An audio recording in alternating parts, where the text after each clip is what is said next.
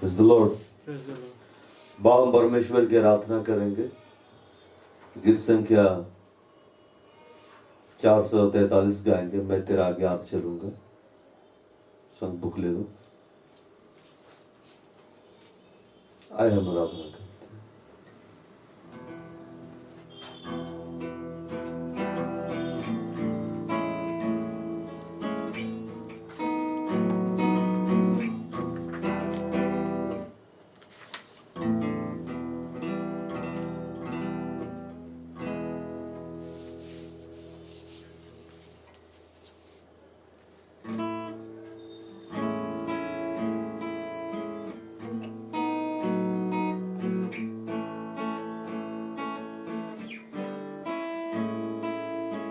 मैं तेरे आगे आप चलूंगा और तुझको विश्राम दूंगा।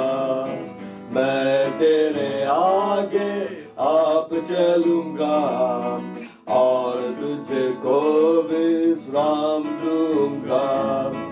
चिंता न करो, भय न खाओ, हाथ पकड़ कर तुझे मैं चलाऊंगा। चिंता न करो, भय न खाओ, हाथ पकड़ कर तुझे मैं चलाऊंगा। मैं तेरे आगे आप चलूंगा और तुझको विश्राम दूंगा। मैं तेरे आगे आप चलूंगा और तुझको विश्राम दूंगा। चिंता न करो, भय न खाओ, हाथ पकड़ कर तुझे मैं चलाऊंगा। चिंता न करो, भय न खाओ, हाथ पकड़ कर तुझे मैं चलाऊंगा।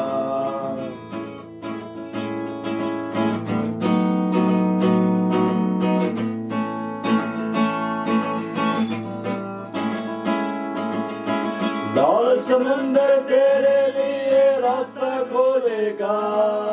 शैतान का सारा सेना नाश हो जाएगा। यरदन नदी भी हटकर बहेगी। जीवन का फाटक तुम्हें स्वागत करेगा। लाल समुंदर तेरे लिए रास्ता खोलेगा। शैतान का सारा सेना नाश हो जाएगा। यरदन नदी भी हटकर बहेगी। जीवन का फाटक तुम्हें स्वागत करेगा। मैं तेरे आगे आप चलूंगा और तुझको विश्राम दूंगा। मैं तेरे आगे आप चलूंगा और तुझको विश्राम दूंगा। चिंता न करो, भय न खाओ, हाथ पकड़ कर तुझे मैं चलाऊंगा। चिंता न करो, भय न खाओ, हाथ पकड़ कर तुझे मैं चलाऊंगा।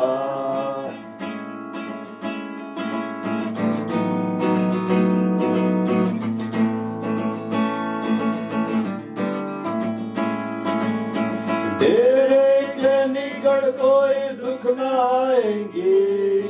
मार्गों में दूत तेरी रक्षा करेगा। पैरों में पत्थर से ठेस न लगेगी। स्वर्गदूत हाथों में उठा ले जाएगा। तेरे के निकट कोई दुख न आएंगी। मार्गों में दूत तेरी रक्षा करेगा। पैरों में पत्थर से ठेस न लगेगी। स्वर्गदूत हाथों में उठा ले जाएगा। मैं तेरे आगे आप चलूंगा और तुझको विश्राम दूंगा। मैं तेरे आगे आप चलूंगा और तुझको विश्राम दूंगा।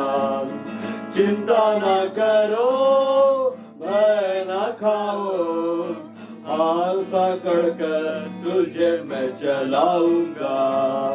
चिंता न करो, भय न खाओ, हाथ पकड़ कर तुझे मैं चलाऊंगा।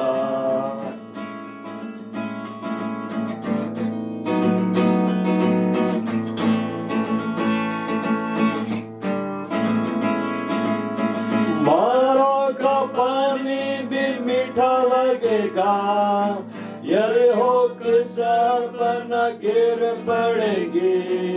सूर्य चंद्रमा की गति थम जाएगी, जीवन की ज्योति तुम्हें ले जाएगी।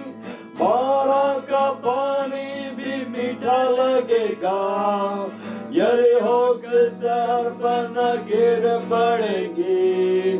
सूर्य चंद्रमा की गति थम जाएगी, जीवन की ज्योति तुम्हें ले जाएगी।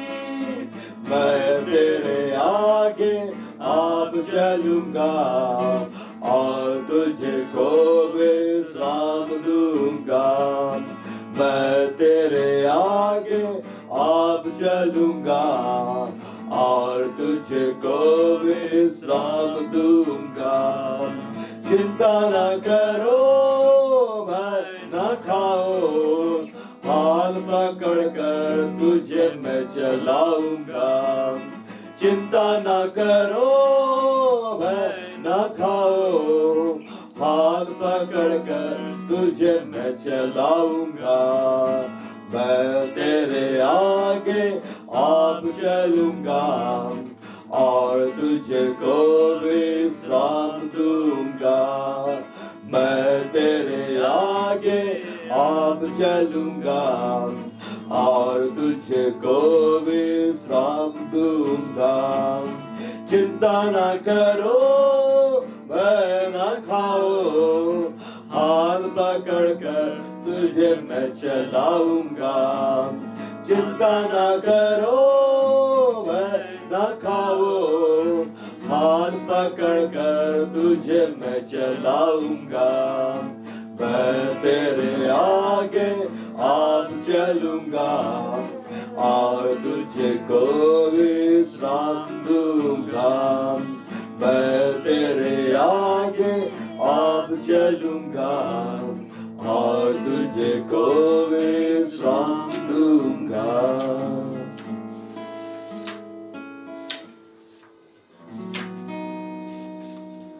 हमारा आप हम आगे बढ़ेंगे, 375 गाएंगे।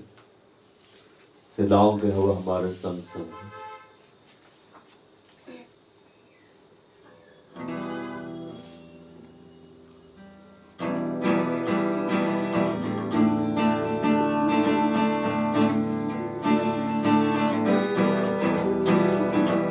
सेनाओं का यहोवा हमारे संग संग है, याकूब का परमेश्वर हमारा ऊंचा गढ़ है। सेनाओं का यहोवा हमारे संग संग है, याकूब का परमेश्वर हमारा ऊंचा गढ़ है। जिसके लिए सब कुछ संभव हो, वो यहोवा हमारे संग संग है। जिसके लिए सब कुछ संभव हो, वो यहोवा हमारे संग संग है। सेनाओं का यहोवा हमारे संग संग है, याकूब का परमेश्वर हमारा ऊंचा गढ़ है। सेनाओं का यहोवा हमारे संग संग है, याकूब का परमेश्वर हमारा ऊंचा गढ़ है। जिसके लिए सब कुछ संभव हो, वो यहोवा हमारे संग संग है। जिसके लिए सब कुछ संभव हो, वो यहोवा हमारे संग संग है।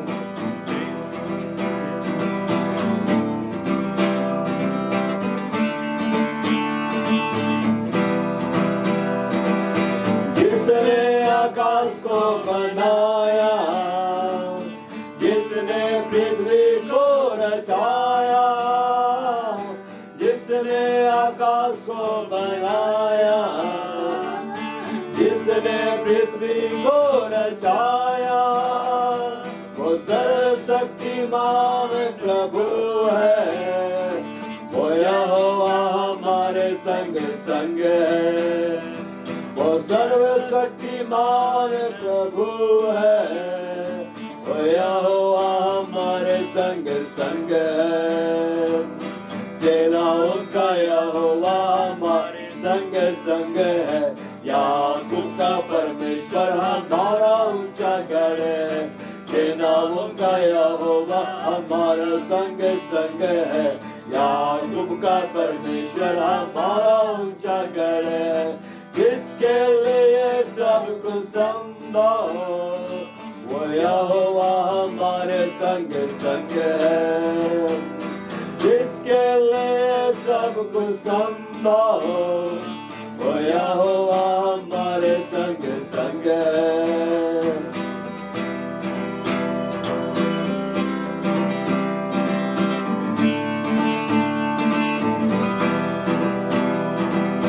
जिसने लाजर को जिलाया, जिसने जक्कई को बचाया, जिसने लाजर को जिलाया, जिसने जक्कई को बचाया, वो जीवन देने वाला प्रभु है।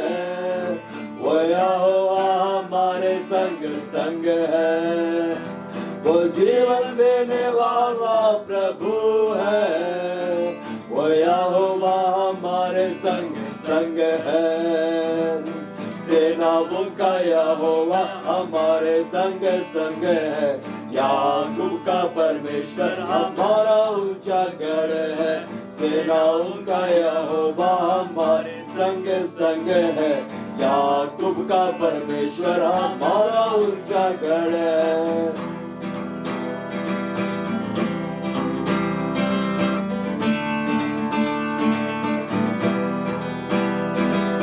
जिसने समुद्र को बनाया, पानी में से मार्ग को बनाया, जिसने समुद्र को बनाया, पानी में से मार्ग को बनाया, जो वायदों को करता है पूरा, वो यहोवा हमारे संग संग है।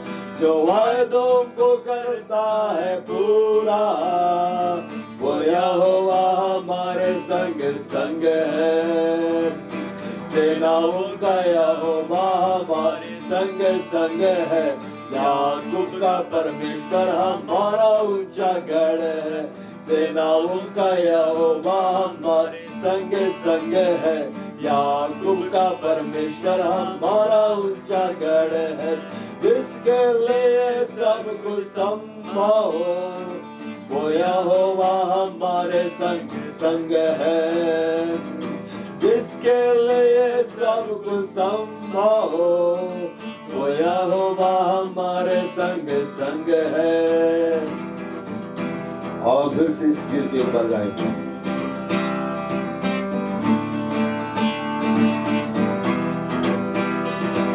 सेनाओं का यहोवा हमारे संग संग है। सेनाओं का यहोवा हमारे संग संग है। याकूब का परमेश्वर हमारा ऊंचा गढ़ है। सेनाओं का यहोवा हमारे संग संग है।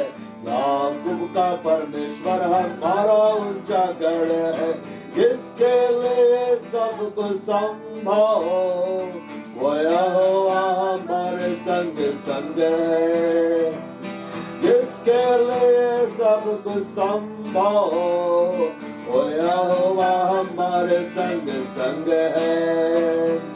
सेनाओं का यहोवा हमारे संग संग है। याकूब का परमेश्वर हमारा ऊंचा गढ़ है। सेनाओं का यहोवा हमारा संग संग है। याकूब का परमेश्वर हमारा ऊंचा गढ़ है। जिसके लिए सब कुछ संभव, वो यहोवा हमारे संग संग है। जिसके लिए सब कुछ संभव, वो यहोवा हमारे संग संग है।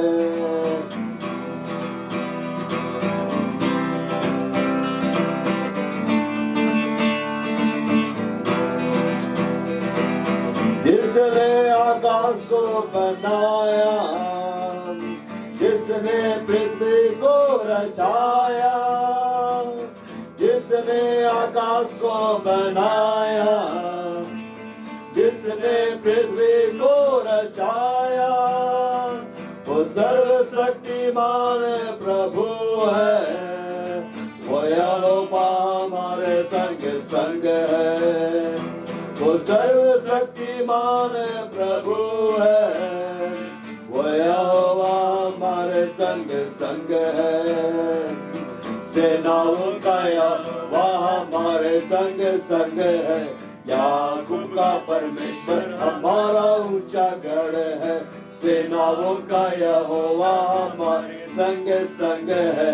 याकूब का परमेश्वर हमारा ऊंचा गढ़ है। जिसके लिए सब कुछ संभव, वो यहोवा हमारे संग संग है। जिसके लिए सब कुछ संभव, वो यहोवा हमारे संग संग है।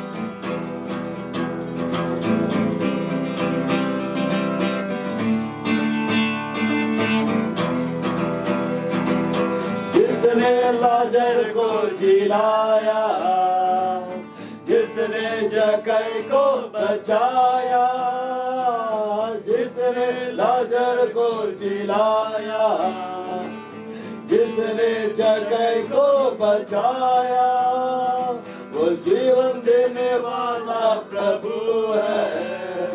वो यहोवा हमारे संग संग है। वो जीवन देने वाला प्रभु है। वो यहोवा हमारे संग संग है। सेनाओं का यहोवा हमारे संग संग है। याकूब का परमेश्वर हमारा ऊंचा गढ़ है। सेनाओं का यहोवा हमारे संग संग है। याकूब का परमेश्वर हमारा ऊंचा गढ़ है। जिसके लिए सब कुछ संभव, वो यहोवा हमारे संग संग है। जिसके लिए सब कुछ संभव, वो यहोवा हमारे संग संग है।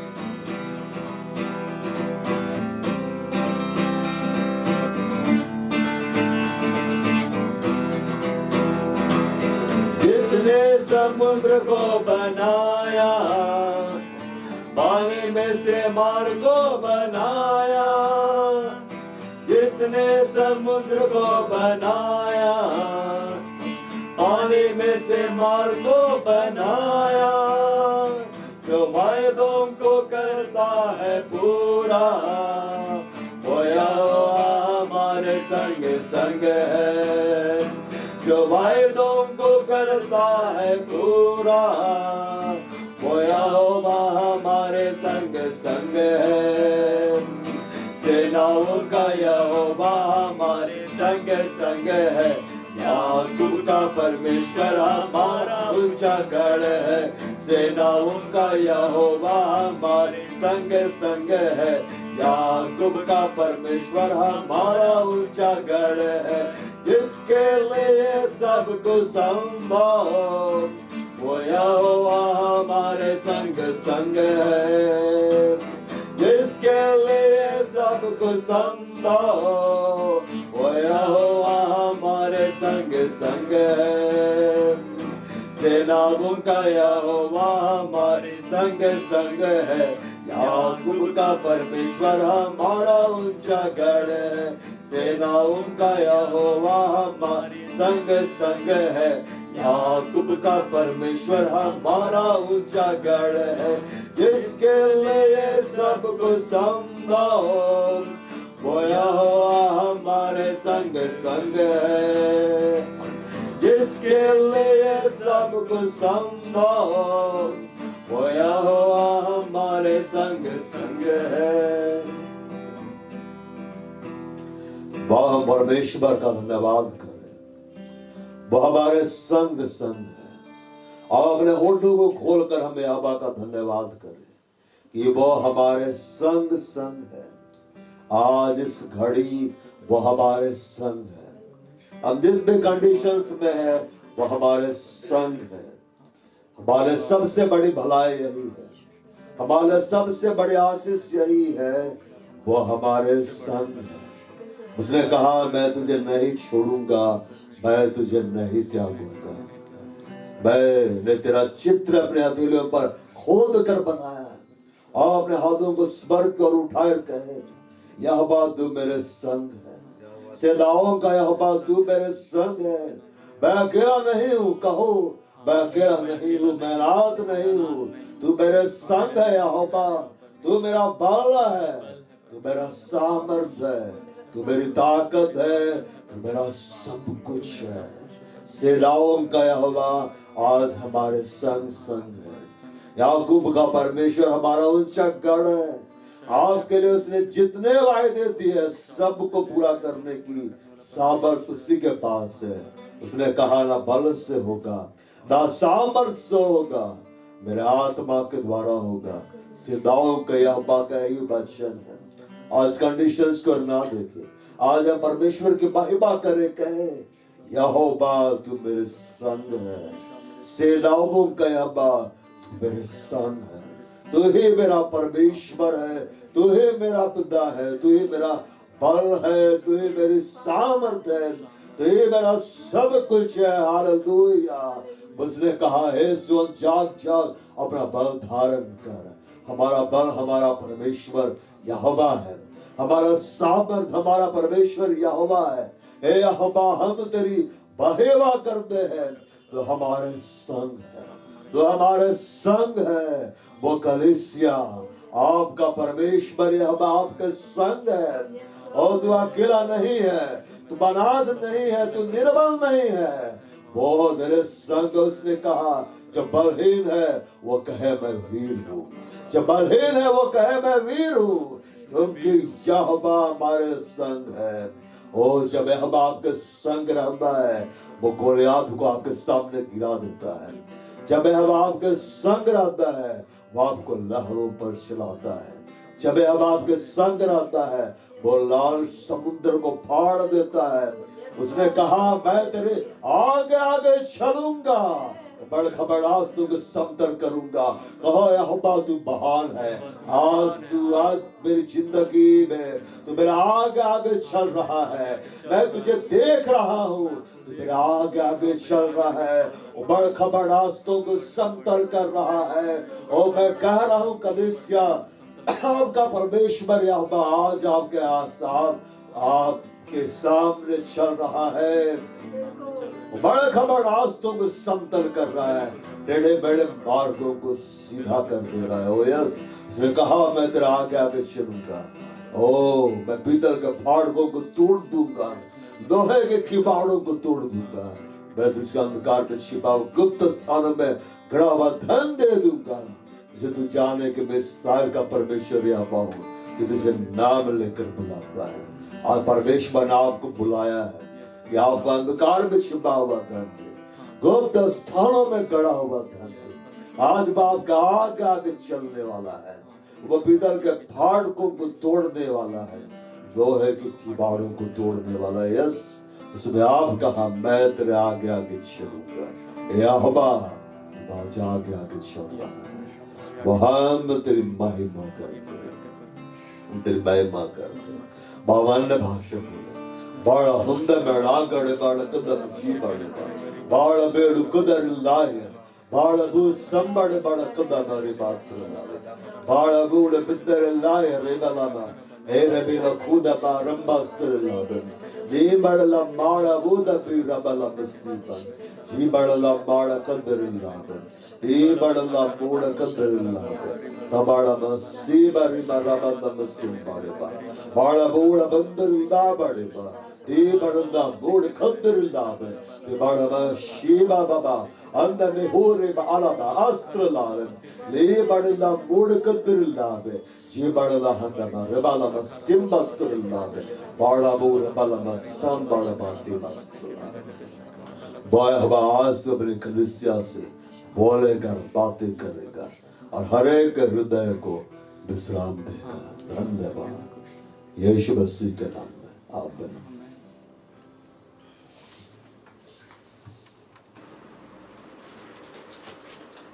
Praise the Lord। प्रभु का वचन सुनेंगे, विधि वचन का किताब खोलेंगे, अध्याय 22 पद संख्या 4। से लिखा हुआ है, नम्रता और यहोवा के भय मानने का फल धन, महिमा और जीवन होता है। The reward of humility and the fear of the Lord are riches, honor and life।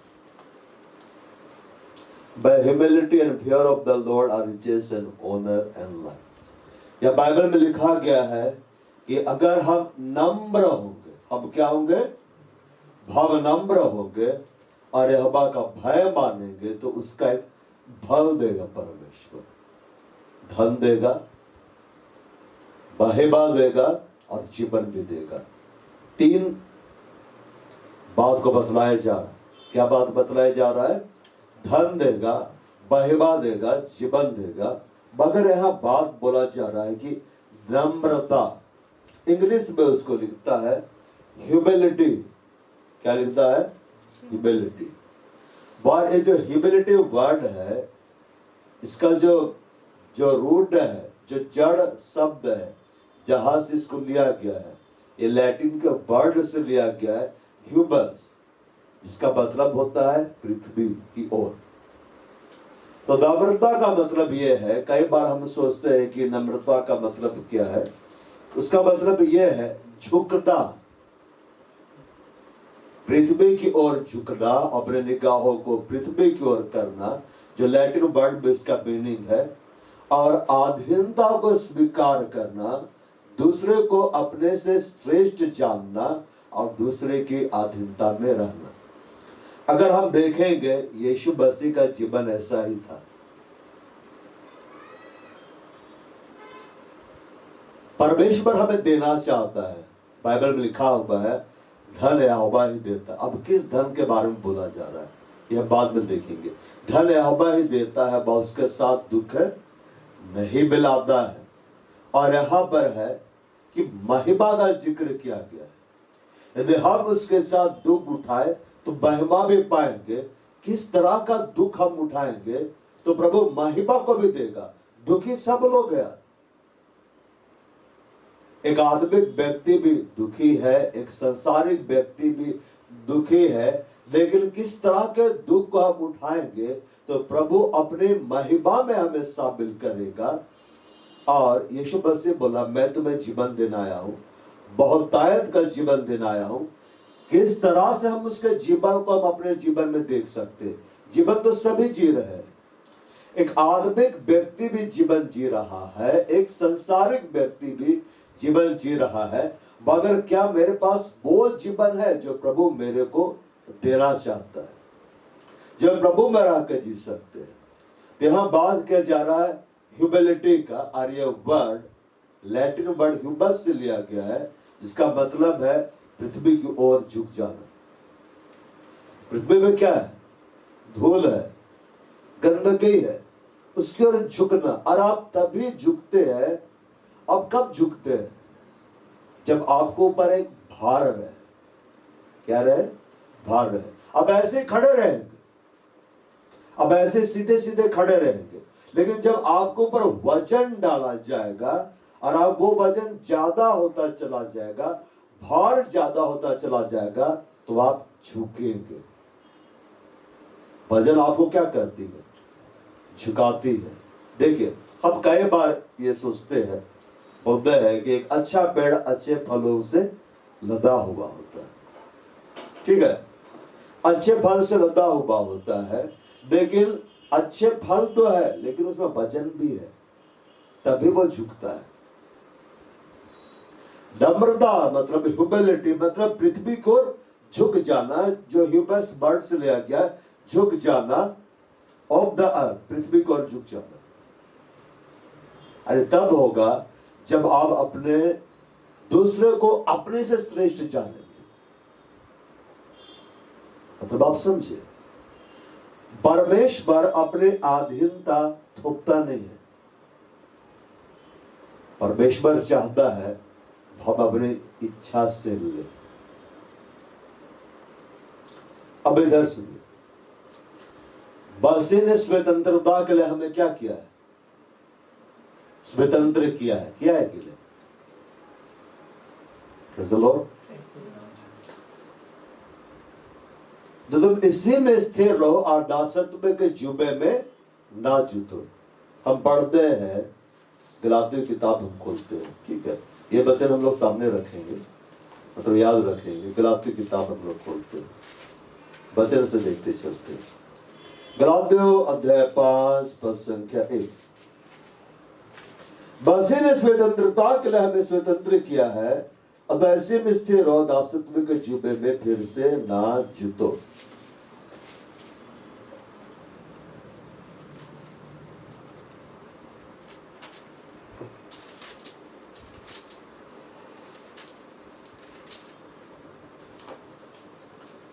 It was for freedom that Christ set us free, therefore keep standing firm and do not be subject again to a yoke of slavery। प्रभु ने हमें स्वतंत्रता के लिए क्या कर दिया है? स्वतंत्र कर दिया है। वचन मिला ना? तो तुम इसी में स्थिर हो, दासत्व के जुए में ना जूते। यहां लिखता है do not be subject again to a yoke of slavery. अपने आप को फिर से मत दो। अब यहां पर बात किया जा रहा है, योग के बारे में बात किया जा रहा है, ठीक है। योग मतलब जुबा। अभी तो ट्रैक्टर से खेती की जाती है, लेकिन कई जगह बैलों का इस्तेमाल किया जाता है। बैलों का क्या किया जाता है? इस्तेमाल किया जाता है। अब बैल के बारे में एक बात बड़ा अच्छा लिखा हुआ है, जहां बैल नहीं है वहां गौशाला स्वच्छ रहता है, मगर बैल की बढ़ती से अनाज की बढ़ोतरी होती है। देखिए वहां ट्रैक्टर यूज नहीं किया गया है, आजकल ट्रैक्टर यूज करते हैं, लेकिन बैल के बारे में क्या है? बैल जहां रहता है ना, वो जगह को गंदा कर देता है। गांव हम लोग जाएंगे, गांव गए हैं ना कई बार, तो जहां गौशाला होती है, जहां गाय बैल रहते हैं, ठीक है, जहां बैलों को रखा जाता है, वो जगह कैसे रहता है? एकदम गोबर रहता है, उसके गोबर से स्थान पूरा गंदा रहता है। लेकिन वही बैल जब खेत में परिश्रम करता है तो कितने आदमियों का काम अकेला कर देता है। बैल को इस्तेमाल करके क्या किया जाता है? खेत को में कोड़ा लगाया जाता है, ठीक है। बैल को इस्तेमाल करके खेत को जोता भी जाता है। बैल को इस्तेमाल करके जब अनाज हो जाता है तब उसको कूटा भी जाता है। बैल का इस्तेमाल करके बैलगाड़ी, अभी ना ट्रैक्टर चलते, पहले रांची में बैलगाड़ी चलती थी। बैलगाड़ी का इस्तेमाल करके लोग अनाज को एक जगह से दूसरी जगह ले जाते। तो जिसके पास बैल रहता था उसका घर का एक भाग गंदा रहता था, लेकिन वो धनी रहता था। क्यों? बैल को वो इस्तेमाल करता था। लेकिन जिसके पास बैल नहीं रहता था उसका घर स्वस्थ रहता था, लेकिन अनाज की बढ़ती नहीं होती थी। अब बैल का मतलब क्या है? परिश्रम करने वाला। क्या करने वाला? परिश्रम करने वाला। उकाब के बारे में आप पढ़िएगा, उसका एक 4 मुंह है उकाब के, भय कि नहीं? उकाब का कि शराब का? अद्भुत प्राणियों का स्वर में जिक्र है ना, उकाब ना, हाँ 4 सिर है, उकाब ही है ना। उकाब पक्षी का नाम। अच्छा उकाब नहीं, ये करूब, सॉरी कहा उकाब, ठीक है ना, उकाब करूब जो है, करूब 4 सिर है। एक सिर कैसा है? मनुष्य का है। एक सिर क्या है? सिंह का है। एक सिर क्या है? उकाब का है, ठीक है ना। और एक सिर क्या है? बैल का है। समझ पा रहा है? बैल का है ना। हाँ। बैल क्या को दिखलाता है? परिश्रम करने वाला। अब हमें याद रखना, परमेश्वर को ढो के कौन चल रहा है? करूब चल रहा है। करूब का सिर में एक भाग क्या है? 4 सिर है, मतलब वो चारों तरफ देख रहा है एक बार में। और रियल में 4 सिर है। एक सिर क्या है? मनुष्य का है, एक सिर सिंह का है, एक सिर उकाब का है, और एक सिर बैल का है। बैल क्या को दिखला रहा है? परिश्रमी। बैल क्या को दिखला रहा है? गायों के ऊपर जुबा नहीं डाला जाता है, बैलों के ऊपर डाला जाता है। बैल परिश्रमी। अब यहां पर देखो, महिमा पाने से पहले नम्रता होती है, विनाश से पहले घमंड होता है। नीति वचन 18 का 12 हम लोग खोलते हैं, एकदम ध्यान से सुनते जाएंगे। प्रोवर्ब्स 18 का 12।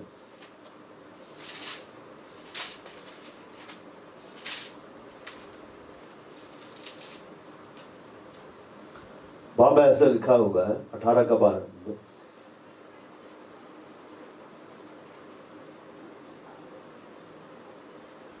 Before his downfall, a man's heart is proud, but humility comes before honor. जब मनुष्य गिरने रहता है, जब उसका पतन होने को रहता है, डाउनफॉल, जब वो नीचे जाने को होता है, तब उसके हृदय में क्या आता है? घमंड आता है। ठीक है, आगे मैं बताऊंगा परमेश्वर की मदद से। कई बार लगता है घमंड नहीं आ रहा है, लेकिन वो घमंड आता है। क्यों? मनुष्य का सारा चाल चलन अपने दृष्टि में क्या होता है? सही मालूम पड़ता है, चाहे वह संसारिक है, चाहे वह आत्मिक है। हम आत्मिक भी कई बार क्या लगता है? हम बिल्कुल सही चाल चल रहे हैं। यह बात हृदय को तोड़ता है। कैसे तोड़ता है? By his word. एक तरफ वचन रखेगा अपना, एक तरफ हमारे हृदय को रखेगा। पलड़ा सही है, तू मेरे वचन के अनुसार है, राइट स्टैंडिंग विद गॉड, तू मेरे साथ सही कंडीशंस में है। नीचे हुआ, तेरा डाउनफॉल अब आ गया। लेकिन ग्लोरी पाने से पहले, महिमा पाने से पहले नम्रता होती, ह्यूमिलिटी होती, मतलब वो अधिकार को स्थापित होने देता है। अब याद रखे, यीशु मसीह जब आया, वो व्यवस्था के अधीनता में आया। व्यवस्था मतलब समझते हैं? लॉ एंड ऑर्डर, जो नियम और कानून बनाया गया। अब यह बतलाइए, अगर इस देश से लॉ एंड ऑर्डर हटा दिया जाए तो देश कैसा हो जाएगा? आपको ऐसा लगेगा हम अफगानिस्तान पहुंच गए, कई 100 साल पीछे चले गए। स्थिति भयावह हो जाएगी। क्यों? कई बार जब दंगे फसाद होते हैं, दो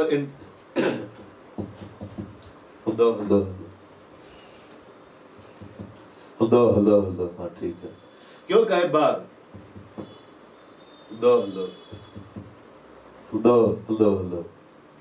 हाँ ठीक है, आवाज आ रहा है। कैमरा को स्टॉप करो तो। Praise the Lord। चलिए, कोई टेक्निकल प्रॉब्लम आ गया था, दूर हो गया। Praise the Lord। हालेलुया। देखो, कई बार शहर में जब दंगे फसाद होते हैं, तो गवर्नमेंट इंटरनेट की सेवा को बंद करती है, कर्फ्यू लगा देती है, लोगों का निकलना बंद कर देती है। उसमें हमें ऐसा लगता है गवर्नमेंट हमारे खिलाफ में है, उसे इंटरनेट की सेवा बंद नहीं करनी चाहिए, उसे हमें आने जाने देना चाहिए। लेकिन जो ऊपर में बैठा हुआ है ना सरकार, उसको बुद्धिमान है, और हमें भूलना नहीं चाहिए हम भी लोग चुनकर बैठा है कि तू हमारे ऊपर क्या कर? राज्य कर। कहने का मतलब मेरे ऊपर शासन कर। तो वह अपने शासन व्यवस्था को ठीक से करने के लिए इंटरनेट की सेवा को बंद कर देते हैं, कर्फ्यू लगा देते हैं, लोगों का निकलना बंद कर देते हैं, ताकि लॉ एंड ऑर्डर लगा रहे, ताकि हिंसा ना बढ़े। और जब गवर्नमेंट देखती है कि अब सब सही है, फिर से बोलते हैं कि अब आप आना जाना कर सकते हैं। इस शहर में कई बार कर्फ्यू लगा है। कर्फ्यू आपने देखा है कि बर्फ कर्फ्यू कब हटाया गया? जब गवर्नमेंट देखा, सरकार देखी अब स्थिति कंट्रोल में है। तो यहां पर है, विनाश से पहले घमंड आ जाता है। क्या जाता है? घमंड आ जाता है। महिमा से पहले नम्रता आती है। यीशु मसीह के बारे में बाइबल में लिखा हुआ है, व्यवस्था की अधीनता में उत्पन्न हुआ। मतलब यीशु मसीह व्यवस्था के अंदर क्या है? अगर व्यवस्था बुरी होती तो यीशु मसीह नहीं आता। अब यीशु मसीह आया व्यवस्था में, व्यवस्था को उसने क्या किया? पूरा किया। यीशु मसीह व्यवस्था का अंत है और हमने यीशु को पा लिया। तो हम गलातियों की इस वचन को लेकर चलते, गलातियों की पत्री का, कि मसीह ने स्वतंत्रता के लिए हमें स्वतंत्र किया है। तो हमें लगता है कि प्रभु ने तो हमें फ्रीडम दे दिया है, हम जो चाहे सो कर सकते हैं। ऐसा नहीं है। रोमियो की किताब में लिखा हुआ है, जीवन का आत्मा का व्यवस्था ने, जीवन का आत्मा का व्यवस्था, व्यवस्था मतलब लो ने मुझे मसीह यीशु में पाप और मृत्यु की व्यवस्था से स्वतंत्र कर दिया। देखिए, प्रभु ने सबों को स्वतंत्रता दे दिया है।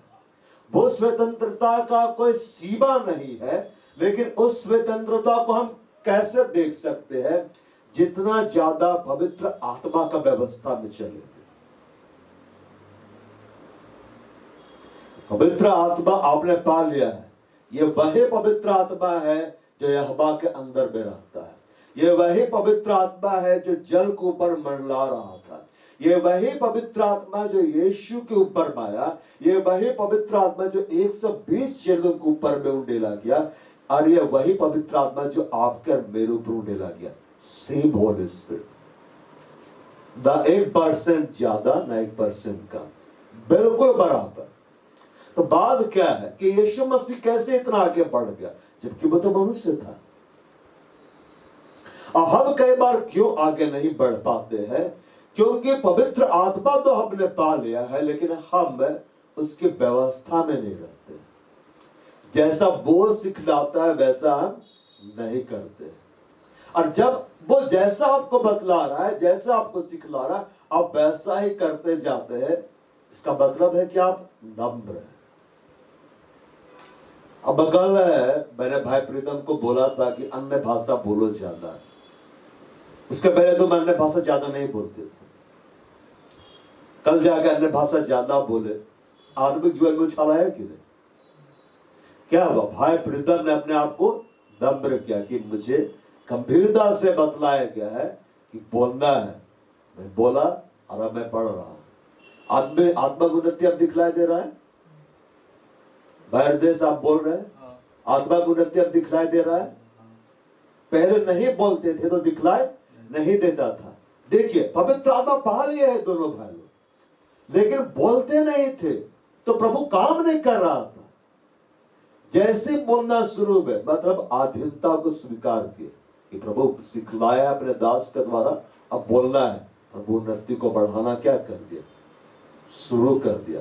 तो महिमा पाने से क्या होती? महिमा पाने से पहले नम्रता होती है। अब यहां पर लिखा जा रहा है, अब इसी में स्थिर रहो, दासत्व के जुबे में फिर से ना जुतो। यहां बोल रहा है कि तुम इसी में स्थिर रहो। स्थिर रहो मतलब डगमगाओ नहीं। देखिए, आत्मिक जीवन में आगे बढ़ना चाहते हैं, बाप में स्थिरता होनी चाहिए। आप में क्या होनी चाहिए? स्थिरता होनी चाहिए। स्थिरता कैसे होगा? इधर देखिए, रोग में मनुष्य अपनी आत्मा से संभलता है। क्या संभलता है? आत्मा से। आत्मा हार जाए उसे कौन संभाल सकता है? अब बाहर से कितने स्ट्रॉन्ग दिखलाई दे रही है मायने नहीं रखता है, आपका भीतरी मनुष्यत्व में कितना ज्यादा बलवान है। बाइबल में लिखा हुआ है, वह अपने महिमा के धन के अनुसार तुम्हें यह दान दे कि तुम उसके आत्मा से सामर्थ्य पाकर अपने भीतरी मनुष्यत्व में क्या होते जाओ? बलवंत होते जाओ। पवित्र आत्मा अंदर में रहता है, वो आपको सामर्थ्य देता जाएगा। आप अंदर ही अंदर और स्ट्रॉन्ग होते चले जाएंगे। अंदर ही अंदर क्या होते चले जाएंगे, और स्ट्रॉन्ग होते चले जाएंगे। आपका बाहरी मनुष्यत्व तो भले नष्ट हो रहा है, भीतरी मनुष्यत्व बलवंत हो रहा है, भीतरी मनुष्यत्व नया हो रहा है। अब ये देखिए, बैल इधर उधर चलते रहता है कि नहीं? जब तक उसके ऊपर जुबान नहीं रहता, वह किसी के खेत में जा रहा है, चर रहा है, किसी के फसल को नुकसान कर रहा है, लेकिन जब उसके ऊपर जुबा डाल दिया जाता है, वजन डाल दिया जाता है, बैल स्थिर हो जाता है। आत्मिक जीवन में अगर हम स्थिरता चाहते हैं, यीशु मसीह क्या बोला यहां पर देखिए, मत्ती रचित सुसमाचार हम खोलते हैं, अध्याय 11 का 29।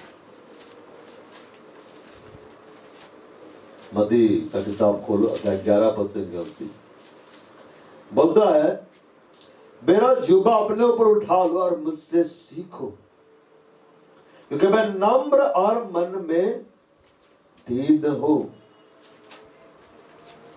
Matthew chapter 11 verse 29।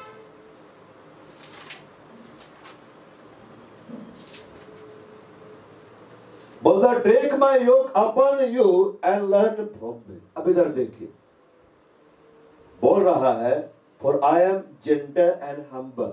ठीक है, नम्रता को हम्बल भी बोला जाता है। ठीक है, जेंटलनेस और हम्बल बोला गया है। अब यीशु मसीह बोल रहा है कि मुझसे सीखो कि मैं जेंटल हूं, मैं हम्बल हूं, मैं नम्र हूं, मैं दीन हूं। तो सीखने के लिए क्या है? अब इधर देखिए, हम यीशु मसीह से सीखना चाहते हैं कि नहीं? हम जब एजुकेशन लेने गए, हमें एजुकेशन लेना था, एजुकेशन कैसे हमें मिली? अभी तो मारना अलाउ नहीं है, लेकिन हम जो पीढ़ी पढ़ के निकले हैं, एजुकेशन लेने जा रहे हैं, वहां छड़ी भी रखी, विभेद की छड़ी, तेल पिला के याद करके जाना है। याद करके गए, छड़ी नहीं पड़ेगी, और याद करके गए हैं तो छड़ी नहीं पड़ेगी, याद करके नहीं गए तो 4 भेद खा के हाथ लाल लाल हो जाता था, पीछे मार पड़ती थी वहां लाल हो जाता था, पैर मार पड़ती थी वहां लाल होता था। वो छड़ी हमें क्या सिखलाती थी? अनुशासन। क्या सिखलाती थी? अनुशासन। सोचने की बात है। और हम वहां जाके एजुकेशन कैसे ले रहे थे? स्कूल के व्यवस्था के अधीनता में हम आते थे। जैसे मैं जिस स्कूल में था, व्हाइट ड्रेस पहनना है, पहन लो, तुरंत गंदा हो रहा है, पहनो, पहन कर उब गया मैं। सुबह 10 बजे से शुरू हो गया असेंबली, 9:45 तक पहुंच जाना है, हाजिर हो जाना है, 4 बजे तक स्कूल में रहना है, भाग के फिल्म देखने नहीं जाना है। व्यवस्था क्या दिन था हमें? सिर्फ एक दिन कलर ड्रेस पहनने का छूट रहता था, शनिवार को तो जीप भर कर पहन के जाते थे सब लोग। और कई बार स्कूल के नियम निकलते थे, संडे को भी क्लास होगा, जाना है। वहां की व्यवस्था की अधीनता में रहते थे, और हमें अच्छा नहीं लगता था, फिर भी हम रहते थे, उसमें बहुत मन करता था हम जाए, खेले कूदे, नहीं पढ़े, लेकिन अधीनता में रहकर मार खा के पढ़ना सीख गए कि नहीं? अधीनता में जब हम रहते सीखते हैं। अब सोचो, हम स्कूल नहीं जाते, माँ बाप हमें स्कूल में एडमिशन नहीं कराते, तो हम भटकते रहते हैं, हमें तो लगता बहुत फ्रीडम है। लेकिन जब उम्र के इस पड़ाव में पहुंचते हमें क्या पता चलता? हमसे बड़ा अनपढ़, गवार, जाहिल दुनिया में कोई नहीं है। ये अलग बात है। प्रभु के पीछे जो चल रहे थे, वे भी पढ़े लिखे नहीं थे, प्रभु उनको बना दिया, लेकिन प्रभु ये नहीं बोला है कि तुम कभी स्कूल जाओ ही मत। समझ पा रहा है? स्थिरता कैसे आती है? देखिए, नम्रता, यीशु मसीह बोल रहा है कि मुझसे सीखो कि मैं नम्र हूं। इंग्लिश बाइबल में बोलता है, take my yoke upon you and learn from me, मुझसे सीखो। अब यीशु मसीह से ज्यादा नम्र कोई नहीं है इस पृथ्वी पर। देखिए, मूसा पूरी पृथ्वी में सबसे नम्र था। क्यों मालूम? उस समय यीशु मसीह नहीं थे, मूसा ही था। मूसा अपने समय में सबसे नम्र था। मतलब वो झुक गया था परमेश्वर के सामने, अधीनता को स्वीकार कर लिया था। परमेश्वर जो बोल रहा है वो कर रहा है, परमेश्वर जो बोल रहा है वो कर रहा है, वो आज्ञाकारी हो गया था। इसलिए परमेश्वर मूसा का जब निंदा हुआ तो परमेश्वर उतर के मारा था मिरियम को। यीशु मसीह बोल रहा है मुझसे सीखो। अब यीशु से सीखना है कि नहीं? देखिए यीशु से कैसे सीखता है, बोलता है सीखने के लिए कंडीशंस है, take my yoke upon you, मेरा जुबा खोल लो, मतलब जिम्मेदारी खोल लो। यीशु मसीह ऐसा नहीं बोलता मैं तेरे ऊपर डालूंगा। देखिए आप नम्र बनना चाहते हैं, बाइबल में लिखा हुआ है जो नम्र है वो पृथ्वी के क्या होंगे? अधिकारी होंगे। ठीक है, जो नम्र है वो महिमा को पाएंगे। समझ पा रहा है ना बात? तो नम्रता बहुत बड़ा बात है, लेकिन नम्रता हासिल करने के लिए मूल्य चुकाना पड़ता है। नम्रता हासिल करने के लिए क्या करना पड़ता है? मूल्य चुकाना पड़ता है। मूल्य क्या है कि बाप का जुबा हटा दो, संसार का जुबा हटा दो, लेकिन प्रभु का जुबा खोल दो। अब यीशु मसीह क्या बोलते हैं? मेरा जुबा सहज, मेरा बोझ हल्का है। मेरा जुबा सहज, मेरा बोझ हल्का है। कैसे हल्का लगेगा मालूम? जब तक बाप यीशु के साथ रहेंगे, अब सहबत रहेंगे, आपको हल्का लगेगा। जैसे अब असहबत होंगे वो भारी लगेगा। देखिए कलीसिया में हम आनंदित हमेशा रह सकते हैं, सेवकाई में हम आनंदित हमेशा रह सकते हैं, जब हम इसको इस तरह से ले कि ये मेरे प्रभु ने दिया है और प्रभु ने जो दिया है मेरे लिए क्या है? बेस्ट है। यहां पर बोल रहा है यीशु मसीह कि मुझसे सीखो, मेरा जुबा अपने ऊपर डाल दो। जब बैल है इधर उधर घूमते रहता है, उसके ऊपर जुबा जैसे डाल दिया जाता है वो स्थिर हो जाता है। स्थिर होता है कि नहीं? अब बैल के ऊपर जब जुबा डाला जाता है तो बैल अपने से तो खेत को जोतने नहीं जाता है, उसका स्वामी उसके पीछे खड़ा रहता है। तो हमारा स्वामी कौन है? यीशु मसीह है। सिर कौन है? यीशु मसीह है। बॉडी सिर को नहीं चलाती है, सिर बॉडी को चलाता है। तो कलीसिया जो एक बैल के तरह है, जिसने यीशु के जुबे को अपने ऊपर रख दिया है, तो यीशु का जुबा हमने अपने ऊपर लिया है, तो यीशु ही गाइड करेगा किस खेत को जोतना है, कैसे जोतना है। जैसे ही जुबा को हटा दिया जाता है, बैल को बड़ा फ्रीडम लगता है कि नहीं? लेकिन उस फ्रीडम में कुछ काम नहीं होता है। लेकिन यीशु मसीह क्या बोल रहा है? बाइबल क्या बोल रहा है कि हम स्वतंत्रता के लिए स्वतंत्र हुए हैं, तो इसी में स्थिर रहना, दासत्व के जुबे में फिर से नहीं जुतना है। कहने का मतलब हमारे ऊपर संसार का जुबा था, जुबा अभी भी रहना है, वो हट जाना है। अब यीशु का जुबा हमारे ऊपर आ जाना है, मतलब यीशु की जिम्मेदारी हमारे ऊपर आ जानी है। प्रभु ने हमें आज, देखिए इंडिया आजाद हुआ कि नहीं? तो अब हम कोई भी दुकान में घुसे, सामान उठाए, खाए पिए, भाई पैसा क्यों दे? हम तो आजाद हो गए भाई के ने। हम जिसका भी जमीन हड़प ले भाई, हम तो आजाद हो गए। हम जिस भी तरफ से गाड़ी चलाए, चाहे दाहिनी ओर से चाहे बाईं ओर से, हम आजाद हो गए हैं। इंडिया जब गुलाम था, अंग्रेजों की व्यवस्था हमारे ऊपर थी, कंधे पर थी कि नहीं? अंग्रेज चले गए, हमने लड़ लड़ के मार मार के उनको भगा दिया। भगाए कि नहीं? वो भागे। अब इंडिया की व्यवस्था हमारे ऊपर लाद दी गई। पहले था अंग्रेजों का संविधान, वे चले गए, अब आ गया भारत का संविधान। संविधान भले बदल गया लेकिन संविधान है ही। उसमें भी लॉ एंड ऑर्डर था, इसमें भी लॉ एंड ऑर्डर है। पहले अंग्रेज के बनाए हुए नियम का पालन कर रहे थे, अब हम अपने बनाए हुए नियम का पालन कर रहे हैं। विदेश में जाइए, दाहिने और गाड़ी चलाते, इंडिया में चला के दिखाइए, इंडिया बाएं ओर चलाना है।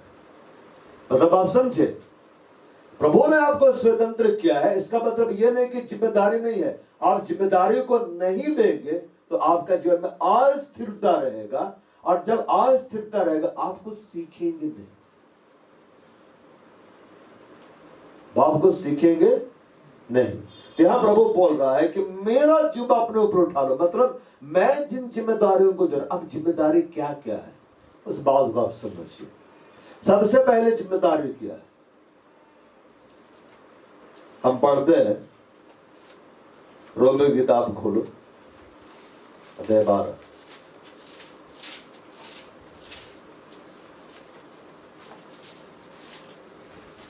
खोलिए।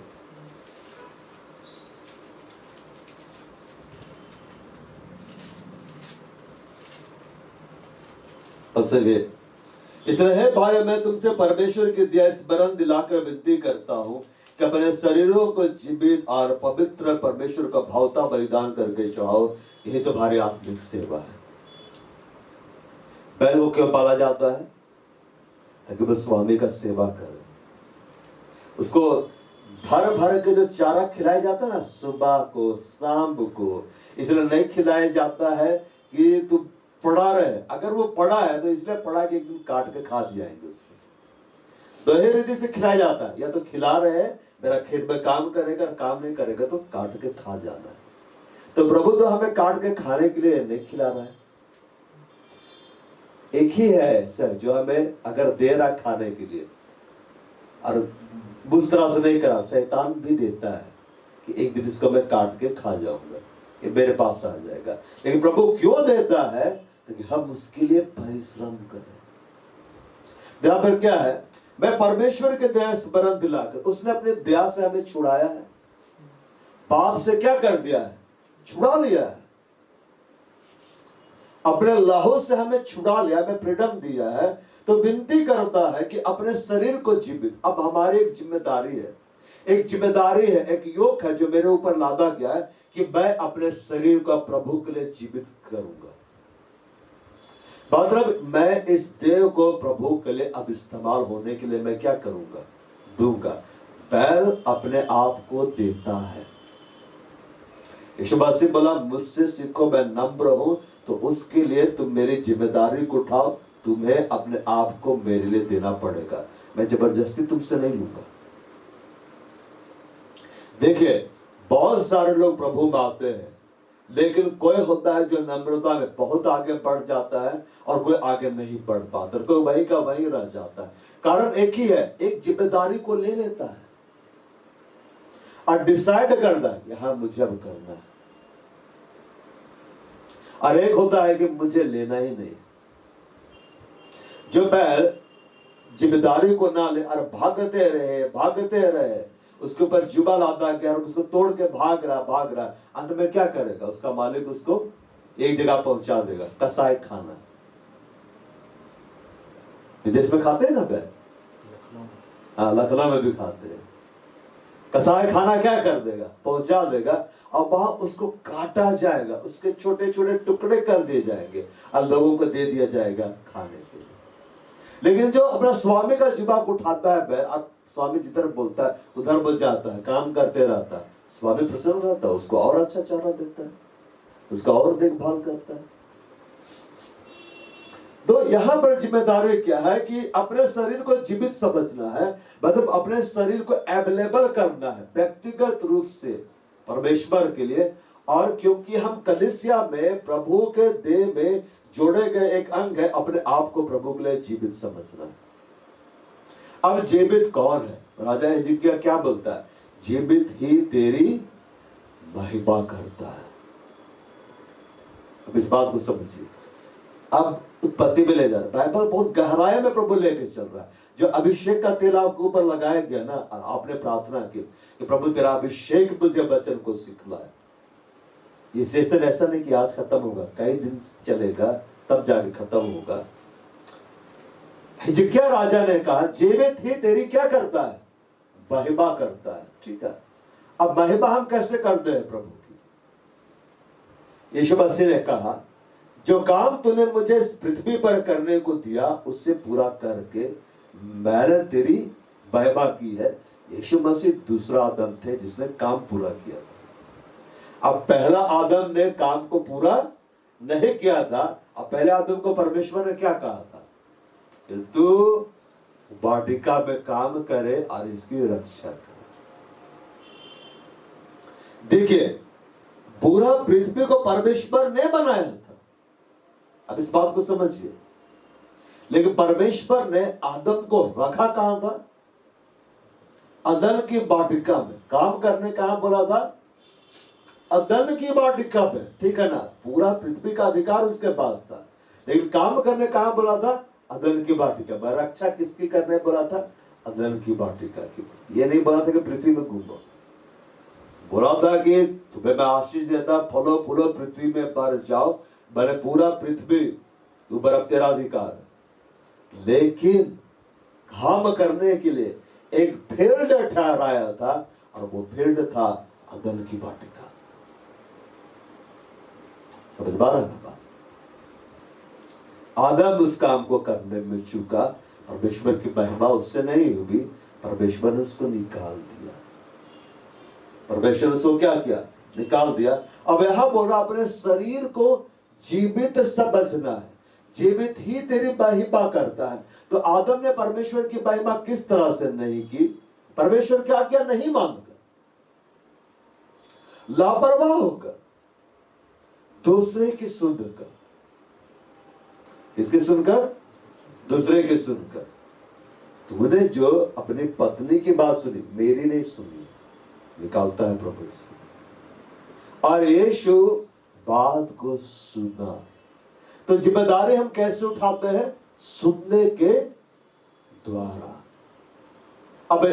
अब इधर देखिए, हम जो आत्मिक जीवन में कदम रखे, कभी भी ये मत सोचो कि प्रभु जब भी बोलेगा मीठा बात ही बोलेगा।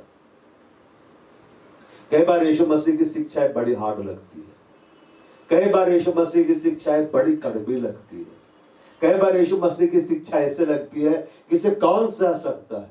लेकिन जो उसकी शिक्षा को सुनते हैं और यीशु के साथ रहते हैं, प्लस जहां यीशु उसको रखा है वहीं वो रहते हैं, वो अपोस्टल बनकर निकलते हैं, प्रॉफेट्स बनकर निकलते हैं, इवेंजलिस्ट बनकर निकलते हैं। जब मैं जीसस कॉल्स में गया, वहां बाहर में बड़ा मजा आ रहा था जीसस कॉल्स को देख के, लेकिन जब मैं अंदर में गया तो इतना रूल और रेगुलेशन कि मेरे को लगा कि क्योंकि वहां पे काम करना है, बहुत बड़ा मिनिस्ट्री है, पर काम करने का मतलब परिश्रम करना है। अब परिश्रम करना कौन चाहता है? हम तो यही चाहते हैं कि हम बैठे रहे और सामने अंगूर के गुच्छे रहे और बस हम खाते रहे, कोई हमें खिला दे, कोई हमें पिला दे। बच्चे इतने खुश क्यों रहते हैं? सब बिन मांगे मिल जा रहा है। बड़े होने के बाद बड़ी तकलीफ, जॉब करना पड़ रहा है, क्या भाई देश का जॉब लगा है ना, बड़ा आनंदित, ठीक है ना। और उसके बाद ऑफिस जाएंगे, ये फाइल निपटाना, वो फाइल निपटाना, ये फाइल निपटाना, वो फाइल निपटाना। ये मुंह से ऐसा ना निकल जाए, प्रभु कहाँ फंसा दिया हमको? तू भी तो मांग रहा था, दो दो दो दो दो, फंसाए कहाँ है? आप प्रभु इसका बात सुनकर आजाद कर देगा तो बेरोजगार हो जाएगा। प्रभु तूने मुझे भिखारी बना दिया, तुम भी तो बोला आजाद, बोले ये आजादी कोई काम की नहीं।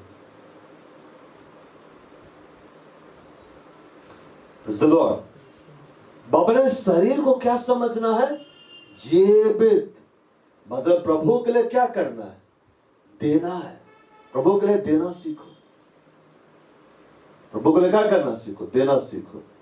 तो आदम को परमेश्वर ने एक आज्ञा दी थी, उस आज्ञा को पूरा नहीं किया, ठीक है। उस आज्ञा को पूरा नहीं किया, प्रभु ने उससे निकाला। सुनना बहुत महत्वपूर्ण है। यीशु मसीह की शिक्षाएं कड़वी लग रही है तो भी दो, यीशु मसीह की शिक्षाएं हार्ड लग रही है तो भी दो, यीशु मसीह की शिक्षाओं को तुम नहीं सह पा रहे तो भी लो। हमेशा प्रभु ऐसी शिक्षा नहीं देगा कि जिसको आप सह सके। यीशु मसीह खुद बोला है, मुझे तुमसे बहुत सारी बातें करनी। हाँ प्रभु, कौन सी बातें करनी है? ये नहीं बोला मीठी मीठी बातें जिसे तुम नहीं सह सकते। और जानते हैं हम मनुष्यों का क्या स्वभाव है? जो सह सकते हैं ना उसी को हम सुनेंगे, जो अच्छा लगेगा उसी को हम सुनेंगे, जो नहीं सह सकते उसको हम नहीं सुनेंगे। लेकिन ये प्रेम नहीं है। प्रेम का पहला भाषा क्या दिया गया है? प्रेम क्या है? सहनशील है। नम्र होना चाहते हैं, सहनशील बने। क्या बने? सहनशील बने। मैं इतने साल, लगभग 7 साल से थोड़ा कम जीसस कोर्स में रहा, मुझे बहुत सहना पड़ा। अब मेरे साथ और भी बहुत सहते थे। सुबह सुबह जाओ 7 बजे ड्यूटी के लिए, नींद से उठना कौन चाहता है ना? उठने का मन ही नहीं करता है। वो भी नहा के जाना है आपको ठंडा में, ठीक है ना? अब वहां जाकर जाने का मतलब 7 बजे पहुंचना है, मतलब आपको 5 बजे उठना है। 5 बजे उठना कौन चाहता है? उसमें तो नींद और प्यारी लगती है। लेकिन आधीनता में नहीं उठना है। क्यों उठ रहे? वहां प्रभु का काम करना है, इसलिए हम प्रार्थना करके अच्छा से जा रहे। फिर कईयों के लिए प्रार्थना कर इस्तेमाल हो रहे। फिर आते थे, आने के बाद में अब लगेगा आराम करेंगे। नहीं बेटा, एक नींद बाद अब शाम को 10 से कर, पर्सनल मिनिस्ट्री कर। अब फिर आदत आने के बाद अब तो विश्राम कर, सुबह उठ के फिर जाना है। मैं क्या लेसन पढ़ रहा था? नम्र होना है, नम्र होना है, नम्र होना। कैसे मैं नम्रता को सीख रहा था? कठिनाइयों के मध्य में, अनुशासन के मध्य में, दौर ऑर्डर के मध्य में।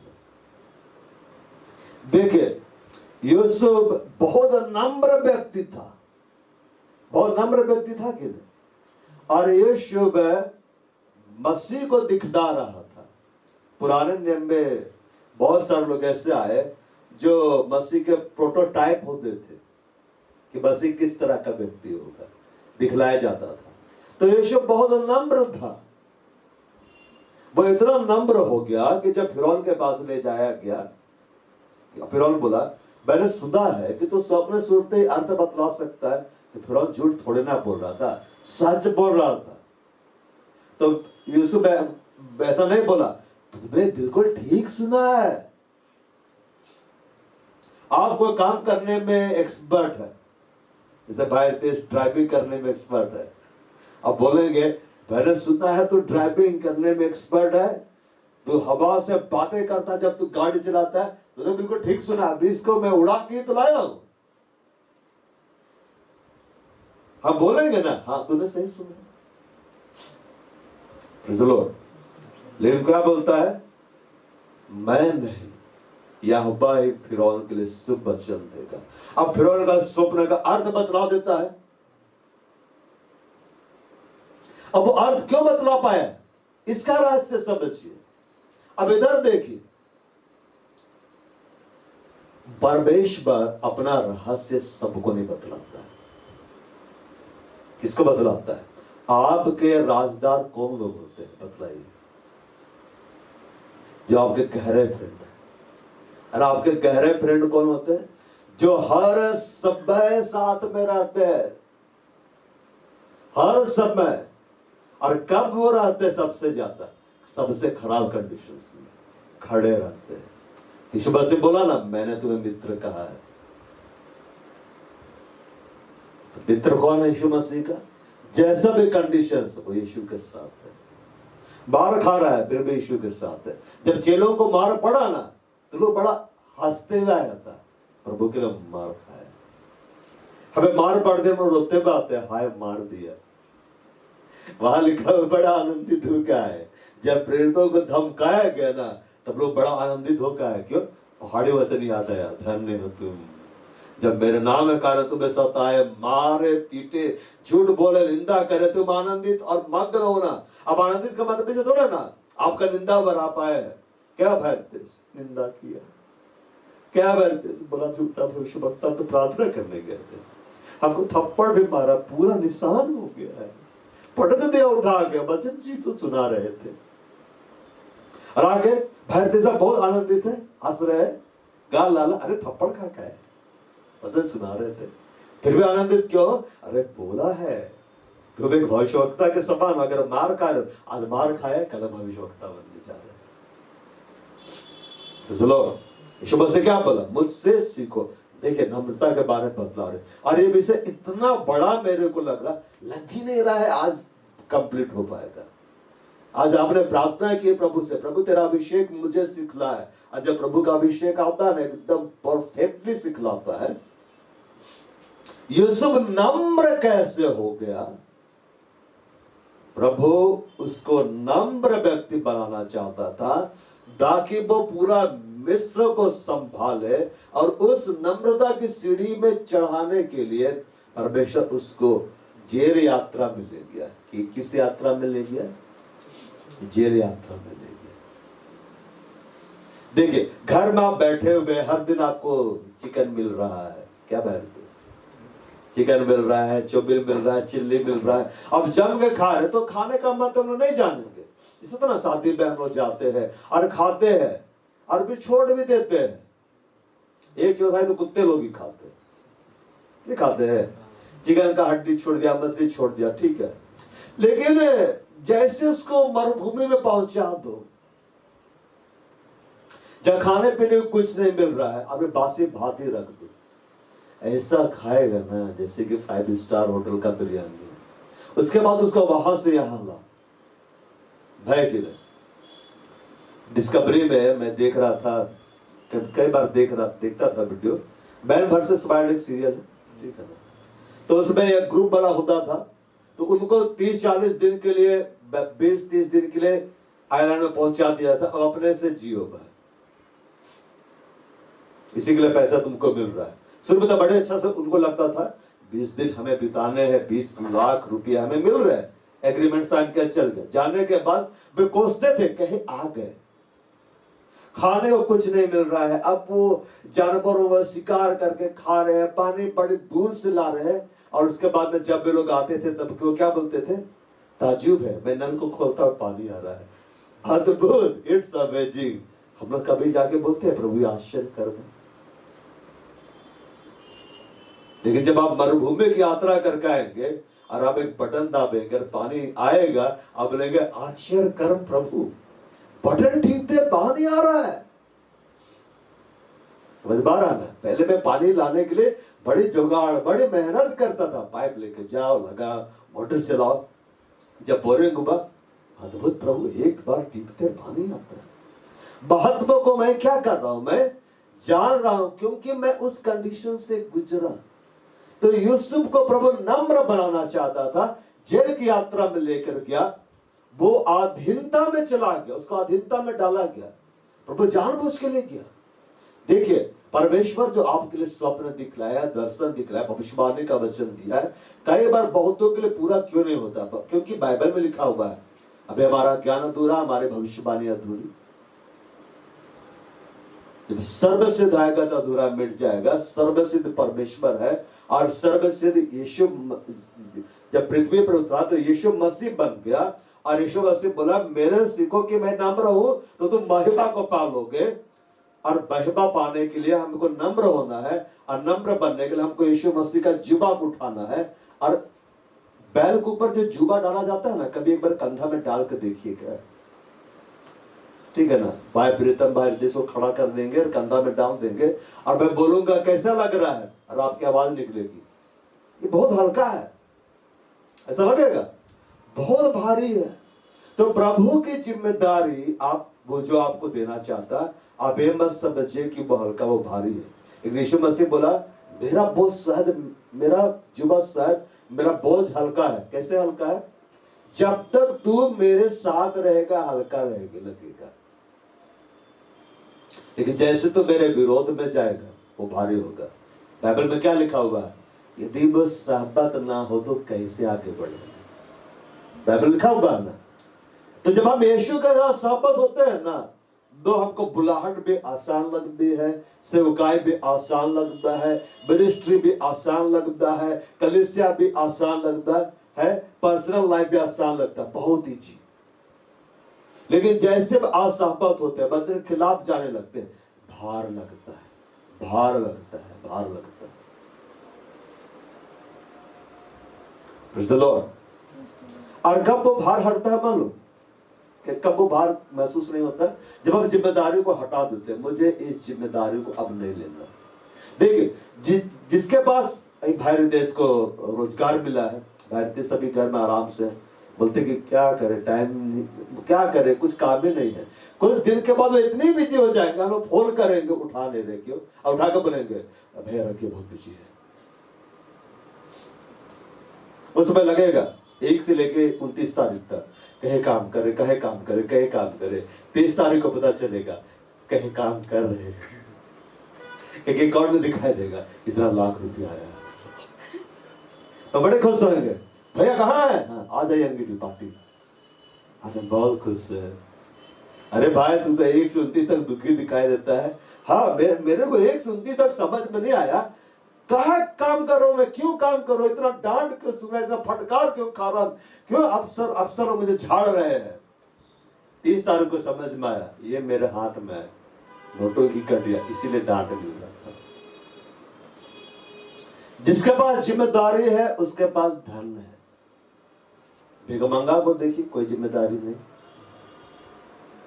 धन नहीं है उसके पास, वो मांग रहा है, आप दे रहे हैं, समझ पा रहा है।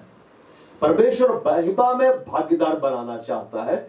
बोला मेरा जुबा अपने ऊपर ले लेना, मतलब मैं जिस जिम्मेदारी को तेरे ऊपर डालूंगा ले दो।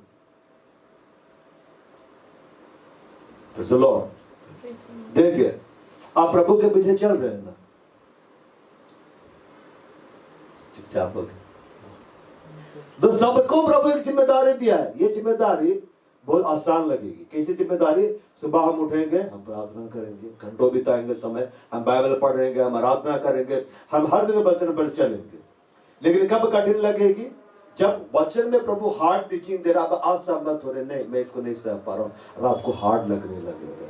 पवित्र आत्मा इसलिए दिया गया है कि हम उन बातों को सह पाए। वो सामर्थ का आत्मा। अब सामर्थ का आत्मा मतलब लोग क्या समझते हैं? हाथ रखे, प्रार्थना करे, गिर जाए। सिर्फ यही नहीं है, सिर्फ यही रूप नहीं है। सामर्थ का आत्मा इसने दिया है हम सब पाए। देखिए यीशु मसीह के चेले लोग यीशु मसीह का शिक्षा के बारे में बोलते थे, प्रभु तो हार्ड शिक्षा कौन सह सकता है, और लोग भी बोलते थे। लेकिन वो बने रहे और देखिए उनको प्रभु के लिए कितना कुछ सहना पड़ा। आज उनका नाम बाइबल में है कि नहीं? और एक बड़ा बात, जितनों का नाम बाइबल में है कि प्रभु के साथ रहे, अब वो प्रभु के साथ है। वो प्रभु के साथ है। हम यहाँ प्रभु के साथ रहेंगे, वचन के साथ सहमत रहेंगे इस जीवन में, तो हम उस जीवन में भी प्रभु के साथ रह पाएंगे। तो यहाँ पर लिखता, अपने शरीर को जीवित पवित्र परमेश्वर का भावता बलिदान करके चढ़ाओ।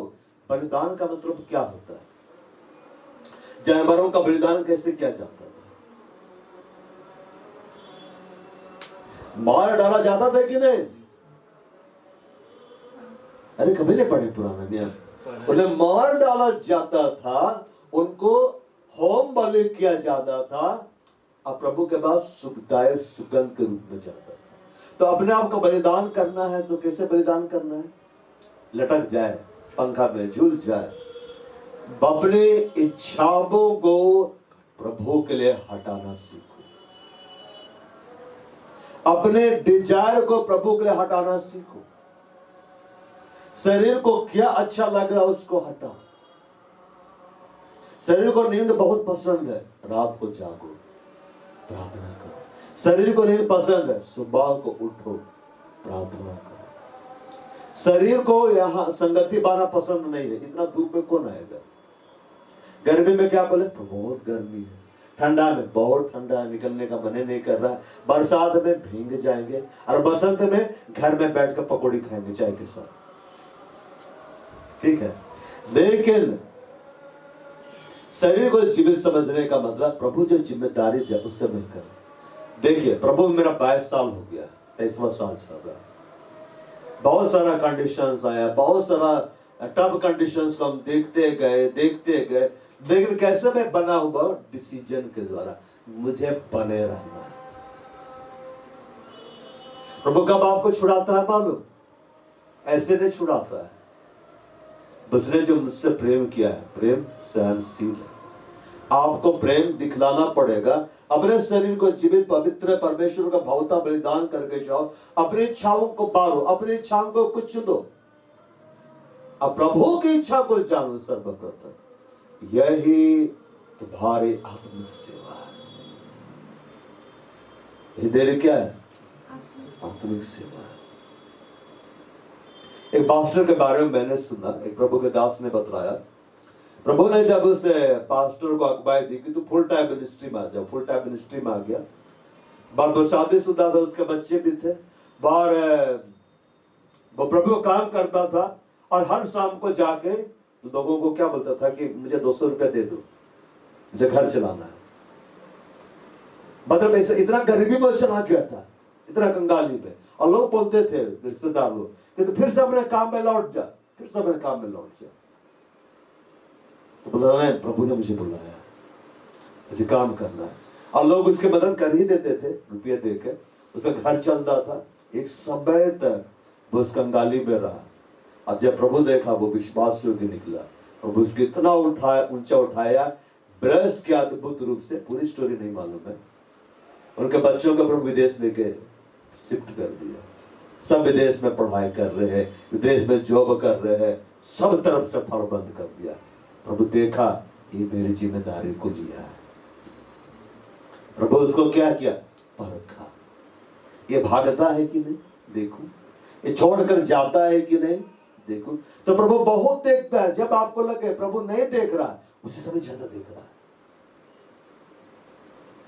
नम्रता बिना जिम्मेदारी के नहीं आती है।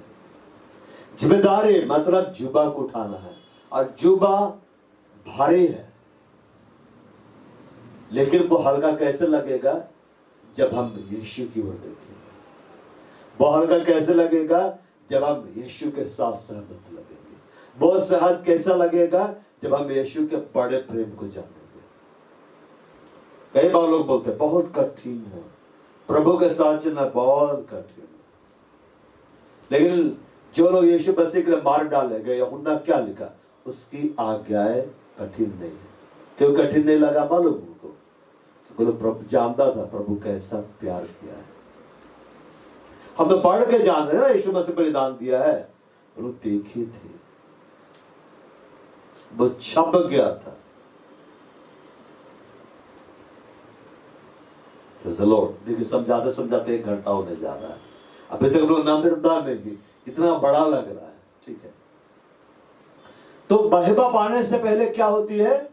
नम्रता होती है। और यीशु मसीह बोला, मुझसे सीखो कि मैं नम्र और मन में दीन हूं। अब आपका मन कहां है?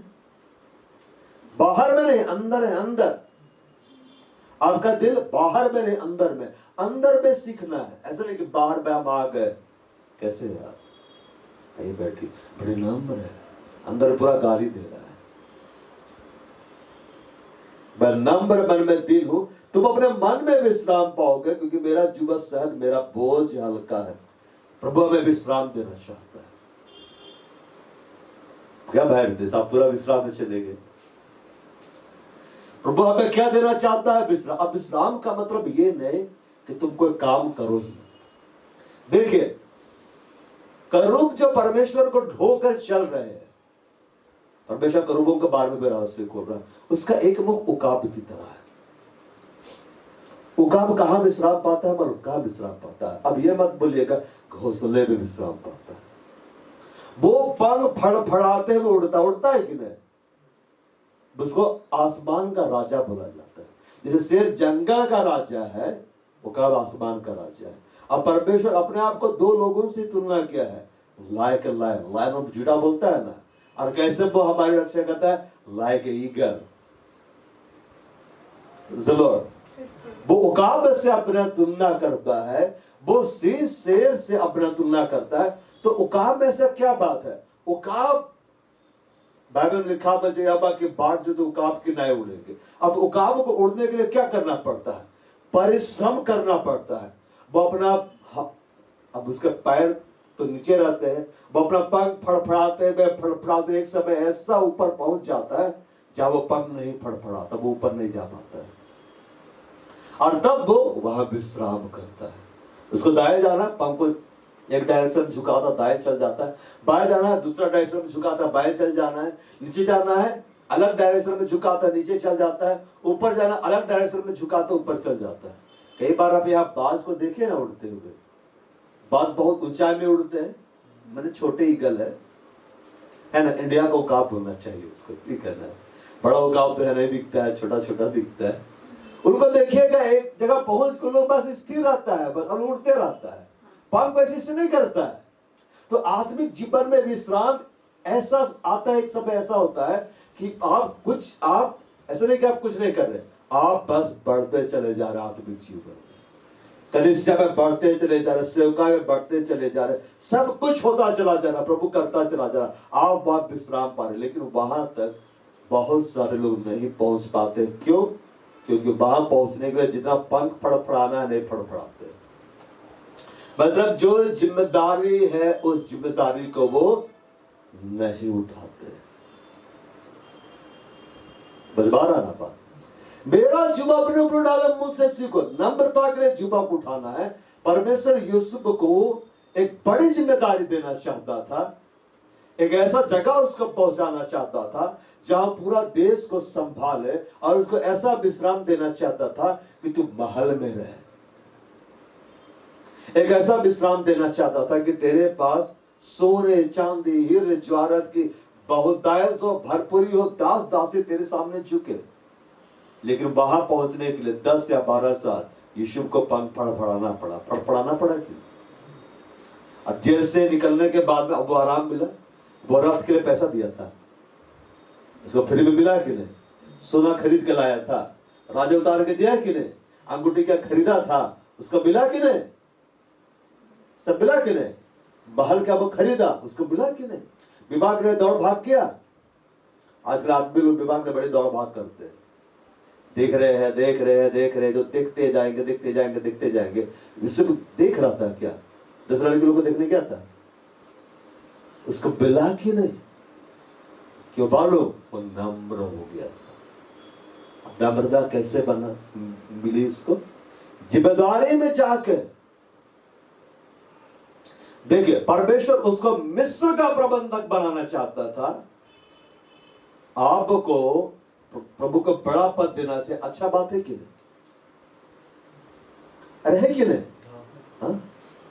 देखिए, परमेश्वर मिस्र का प्रबंधक बनाने से पहले उसको जेल का प्रबंधक बनाना चाहता था।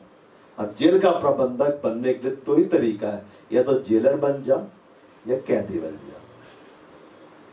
तो ऐसे तो नहीं जाता है क्या? अगर याकूब को बोलता है कि अपना बेटा को भेजो मिस्र, मेरा प्यारा बेटा, मैं क्यों भेजूंगा? तो चलो तुमको मैं इस तरीके से ले जाता हूं। उसके भाई लोगों को प्रभु जानता था, वे लोग इस रीति से काम करेंगे, इस रीति से चाल चलेंगे, बुराई करेंगे, और उसी योजना में प्रभु काम किया। क्या बोल रहा है यूसुफ? मुझे यहां पहुंचाना वाले तुम नहीं ठहरे, तुम लोग जेल में नहीं डाला, प्रभु ही। प्रभु मुझे ट्रेनिंग दिया, जेल लेके प्रबंध करो, है कि नहीं? उसके बाद पोतीफर कर, अब तू यहाँ प्रबंध कर, फिर अब तू ये जेल में जा, यहाँ प्रबंध कर। प्रबंध करते करते इतना एक्सपर्ट हो गया कि प्रभु पूरा मिस्र का भार जब उसके ऊपर डाला ना, डरा नहीं। जैसे बोल रहा था एक मनुष्य ऐसा ढूंढ रहे, तो फिर बोलता है ऐसा मनुष्य कहां मिलेगा? सुन, आज के दिन में तुझे सारे राज्य का, अरे नहीं फिर ऐसा मत कर, हमको फिर से वापस जेल में पहुंचा दे, हम नहीं संभालेंगे। बोल लिया। क्यों लिया मालूम? यूसुफ जानता था जो परमेश्वर जेल में मेरे साथ रहा, जेल का प्रबंध करने में मेरी मदद किया, वही आगे भी मदद करेगा। जो छोटे छोटे प्रॉब्लम में प्रभु का हाथ देखना सीख जाते हैं ना, जब बड़ा प्रॉब्लम आते नहीं डगमगाते। क्यों? वो जानते हैं आज भी वो मेरे साथ है। सब लगाए ना, सेनाओं के हवा मार में संग है, याकूब का परमेश्वर हमारा ऊंचा गढ़ है। दाऊद गोलियात को देख के क्यों नहीं डर रहा था? कि वो जान रहा था जो परमेश्वर शेर को मारने में मेरा मदद किया, भालू को मारने में मेरा मदद किया, ये तो आदमी है, इसने मार देगा। और बस शेर का सामना कैसे करने गया, भालू का सामना कैसे करने गया? उसके पास व्यवस्था की किताब थी, व्यवस्था को पढ़ता था। मेरा परमेश्वर वो है, लाल सागर को फाड़ दिया, मिस्रियों को मार दिया, यरीहो के शहर बना को गिरा दिया। वो व्यवस्था का अध्ययन करता था। उसके पास मूसा की बातें थी, उसके पास यहोशू की बातें थी। वो पढ़ के प्रभु में इतना बढ़ गया था, परमेश्वर उसको छोटे छोटे बातों में मदद करता था। दाऊद सबसे छोटा था, लोग उसको तुच्छ जानते थे, और बस प्रभु के साथ रहता था। प्रभु के साथ रहते रहते सीखा। नम्र बनना है, प्रभु के साथ रहो। नम्र बनना है, उस जगह पे रहो जहां प्रभु तुमको रखना चाहता है। चाहे तुम्हें पसंद है चाहे नहीं पसंद है, रहो वहीं पर तुम असली लेसन सीखो। यूसुफ नम्रता का जो पाठ था वो घर में से ज्यादा जेल में सीखा है। 12 साल जेल में रहा कि नहीं? गुलाम बन कर रहा। अब बाद में क्या बन गया? मिस्र का प्रधानमंत्री। बाबा नेल्सन मंडेला के बारे में देख रहा था, सुना है ना? वो भी जेल में था, जेल में रह के लड़ा। अब बाद में जब बाहर निकला, मालूम क्या था? अफ्रीका का प्रेसिडेंट बन गया था। वो जेल में याद बिताया, कई साल बुढ़ा गया, लेकिन अपना देश के लिए हक लिया। अतरो वर्ल्ड उसको जानता है। नोबेल पुरस्कार भी मिला था ना उसको। हाँ, काले लोगों का हक उसको दिलाया। Praise the Lord। तो नम्र बनना है, जिम्मेदारी को क्या करना, उठाना है। बैल को पसंद है दूसरा का खेत में जाना है। बैल को पसंद है दूसरे का खेत को चट कर देना है। बैल को पसंद है बस हम घूमते रहे। तो जो बैल लोग ऐसे ऐसे घूमता है तो क्या होता है? गाड़ी आती है, पकड़ती ले जाती है और फिर उसको काटा जाता है। प्रभु ये नहीं चाहता है कि हम काटे जाए। बोला मैं इसलिए कि तुम जीवन पाओ, बहुतायत का जीवन पाओ, और वो अपनी महिमा में हमें भागीदार बनाना चाहता है। आदम हेबा को उसने क्या क्या वस्त्र पहनाए थे? महिमार आदर का। अरे महिमा आदर का वस्त्र कब तक था? जब तक जिम्मेदारी को लिया। प्रभु ने जो जिम्मेदारी आपको दी है कि परमेश्वर के साथ समय बिताओ। प्रभु ने जो जिम्मेदारी आपको दी है कि मैंने तुझे यहां रखा है। जैसे कि जब मैं जीसस कॉल्स में गया तो जब गए तो बहुत अच्छा लगा। जैसे इंटरव्यू दिया, सिलेक्ट हुए, अभी पता चला इतने घंटे की जॉब, रात ही को रहना है, ये नहीं करना वो नहीं करना, रूल और रेगुलेशन लग गए, ये बैन ये बैन ये बैन ये बैन ये बैन। तब लगा कि मेरे पर काट दिए गए, और मैं भाई मनोज से बोलने लगा यार चलो जॉब छोड़ देते। तब अगला दिन वचन प्रचार हो रहा था तो भाई सोलोमन जॉन बोले प्रभु ने तुम्हें यहां रखा है, रहो। और हम लोग रहे, और हम लोग सीख के नम्र होने। इतना ज्यादा रूल रेगुलेशन में रहे, इतना टफ कंडीशन से गुजरे कि जब बाहर निकले पूरा हम्बल होकर निकल गए। हमारा घमंड चूर हो गया। वहां पे जाके टाइम को बहुत बर्बाद करते थे, टाइम को मेंटेन करना, मैनेज करना सीख गए। सुबह को 10 बजे आंख खुलता था, जैसे ही नौकरी लगी 5 बजे आंख खुलता है। अब भाई रितेश अभी खुलेगा। भाई रितेश अब सुबह कितना बजे उठता है? क्या बता है? 4 बजे अलार्म बजता है, क्योंकि हमको फाइल निपटाना है कि नहीं। और खास दिन ऑफिस से आएगा कि आज एकदम फाइल रात भर में तैयार कर रहे, बैठे हुए भाई रितेश साहब घर नहीं गए। अरे काम करना है, गवर्नमेंट में काम कर रहे हैं। जिम्मेदारी क्या करना, लेकिन आज यहीं तक रखते हैं, ठीक है। Praise the Lord। और हम गाएंगे 431 जीवित यीशु।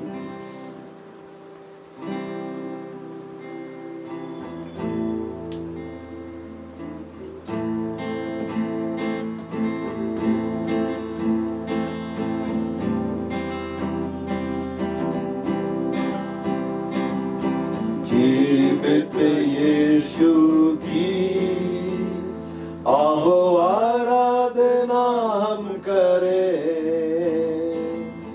जीवन का दाता है वो, उसकी आराधना हम करें। जीवित यीशु की आओ आराधना हम करें। जीवन का दाता है वो, उसकी आराधना हम करें। Hallelujah hosanna, hallelujah hosanna, hallelujah Hosanna,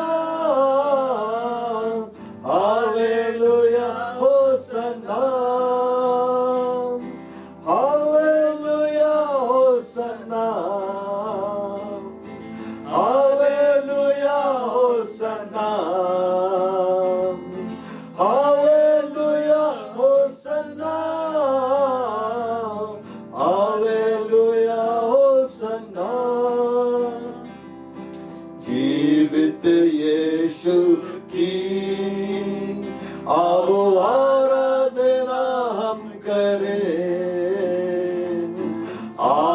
से भर जाए, ऐसी आराधना हम करें।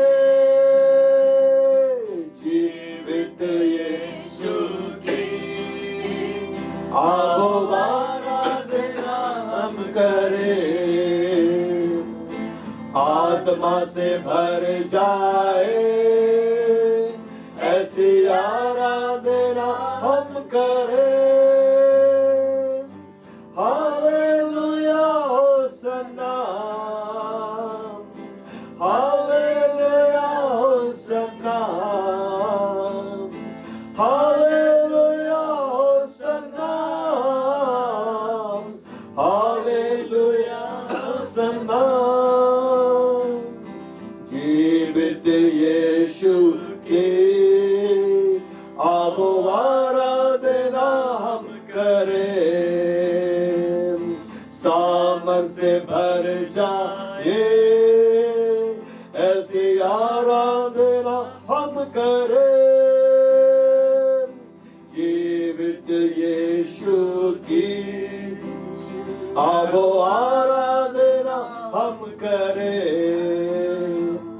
सामर्थ से भर जाए, ऐसी आराधना हम करें। Hallelujah hosanna, hallelujah hosanna, hallelujah hosanna, hallelujah Hosanna. जीवित यीशु की अब आराधना हम करें। जीवन की नदी निकले, ऐसी आराधना हम करें। जीवित यीशु की आओ आराधना हम करें। जीवन की नदी निकले, ऐसी आराधना हम करें। Hallelujah hosanna, hallelujah hosanna, hallelujah hosanna,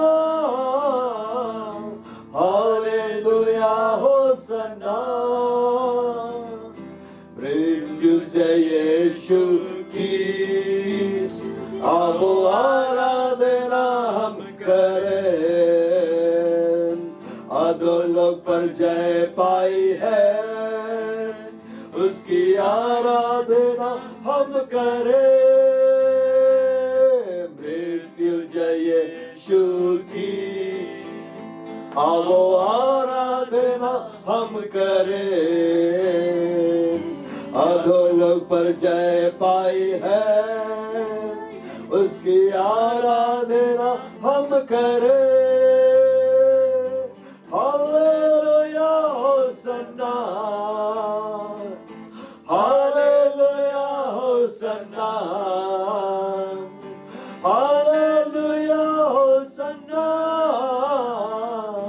hallelujah Hosanna.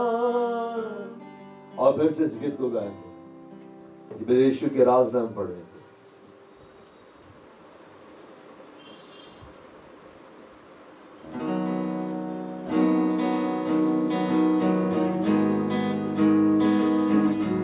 और उसके आराधना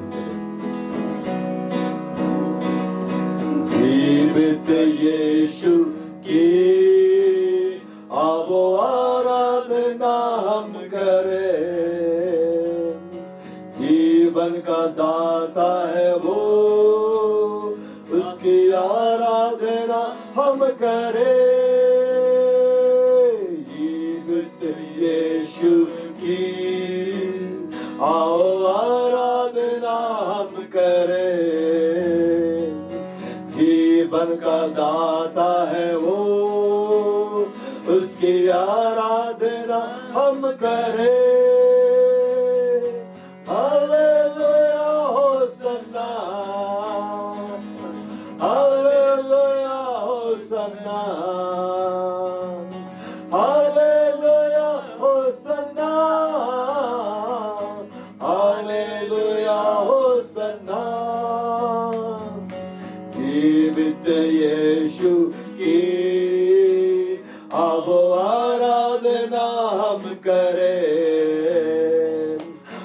आत्मा से भर जाए, उसकी आराधना हम करें। जीवित यीशु की आओ आराधना हम करें। आत्मा से भर जाए, ऐसी आराधना हम करें। Hallelujah hosanna, hallelujah hosanna, hallelujah hosanna, hallelujah Hosanna. जीवित यीशु की आओ आराधना हम करें। सामर से भर जाए, ऐसी आराधना हम करें। जीवित यीशु की आओ आराधना हम करें। सामर से भर जाए, ऐसी आराधना हम करें। Hallelujah hosanna, hallelujah hosanna, hallelujah hosanna, hallelujah Hosanna. जीवित यीशु की आओ आराधना हम करें। जीवन की नदी निकले, ऐसी आराधना हम करें। जीवित यीशु की आओ आराधना हम करें। जीवन की नदी निकले, ऐसी आराधना हम करें। Hallelujah hosanna, hallelujah hosanna, hallelujah hosanna, hallelujah hosanna. मृत्युंजय यीशु की आओ आराधना हम करें। अधोलोक पर जय पाई है, उसकी आराधना हम करें। मृत्युंजय यीशु की आओ आराधना हम करें। अधोलोक पर जय पाई है, उसकी आराधना हम करें। Hallelujah hosanna, hallelujah hosanna, hallelujah hosanna,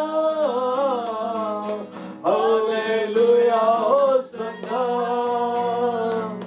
hallelujah hosanna, hallelujah hosanna, hallelujah hosanna, hallelujah hosanna. मृत्युंजय यीशु की आओ आराधना हम करें। अधोलोक पर जय पाई है, उसकी आराधना हम करें। मृत्युंजय यीशु की आओ आराधना हम करें। अधोलोक पर जय पाई है, उसकी आराधना हम करें। Hallelujah hosanna, hallelujah hosanna, hallelujah hosanna, hallelujah Hosanna,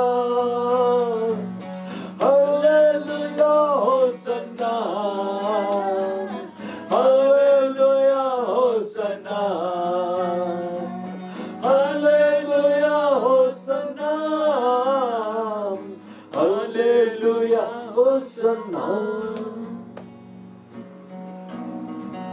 अपने आंखों को बंद कर लो, अपने हाथों को स्मर करो, बोल कहो यीशु तूने जय को पाया है, तूने मृत्यु पर जय को पाया है, तूने शैतान को क्रूस पर हरा दिया है।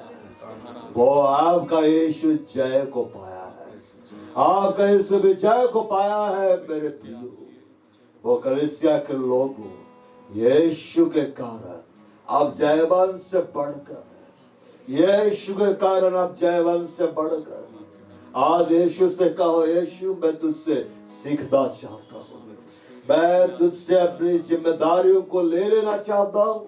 यीशु अपना जुबा मेरे कंधे पर रख, मैं तेरे लिए ऐसा बैल बन जाऊं जो तेरी आज्ञा को मानता है, जो तेरे लिए परिश्रम करता है। आप उसके लिए परिश्रम करेंगे, आप नम्र होंगे, आप उसकी जिम्मेदारियों को अपने कंधे पर लेंगे, आप नम्र होंगे, और जब आप नम्र होंगे आप महिमा को देखेंगे। यीशु मसीह ने कहा, मुझसे सीखो, मैं नम्र हूं, मैं हृदय में दीन हूं, मेरा जुबा अपने ऊपर उठा लो। यीशु को बोलिए, यीशु बाप का जुबा मेरे कंधे पर रख, आपका जुबा मेरे कंधे पर रख। आज से मैं तेरे लिए एक जिम्मेदार शख्स बन जाऊं, आज से मैं तेरे लिए आज्ञाकारी शख्स बन जाऊं।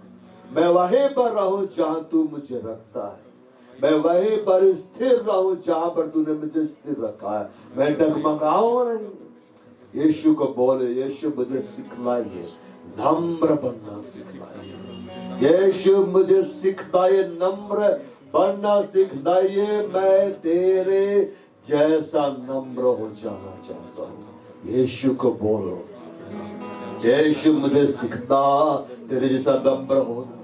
और मेरी प्रार्थना है कि यीशु का आत्मा आपको छू दे, यीशु का आत्मा पवित्र आत्मा आपको टच करे, पर वो आपको नम्र बनाए, वो आपको नम्र बनाए।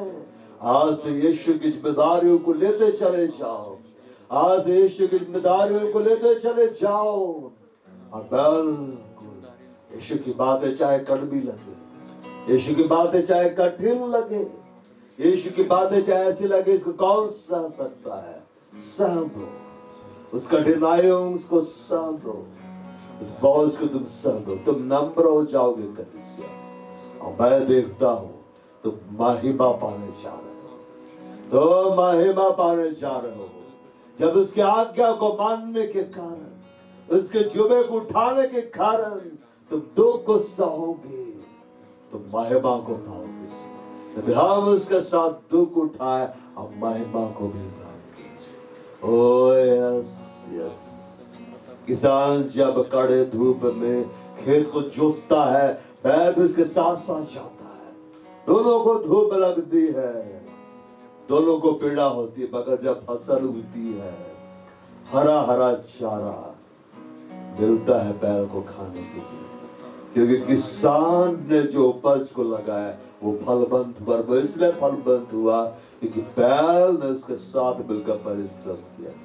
तो परमेश्वर की महिमा करने से बैल की तरह बन जाना है, जो कि उसके लिए परिश्रम करे, कठिन परिश्रम करे, न दाएं जाए न बाएं जाए, उसी खेत में कार्य करे जिस खेत में स्वामी लेकर गया है कार्य करने के लिए। यीशु ने कहा, पकी भी फसलें तो बहुत है, मजदूर थोड़े हैं, हमें मजदूर बनना है।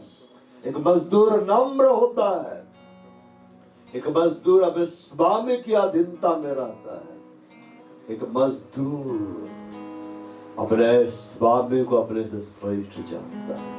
कहो यीशु तू श्रेष्ठ है, कहो यीशु तू सर्वश्रेष्ठ है, तूने मुझे बचाया है, ये मेरी भलाई के लिए है, तूने मुझे इस कलीसिया में रखा है, ये मेरी भलाई के लिए है।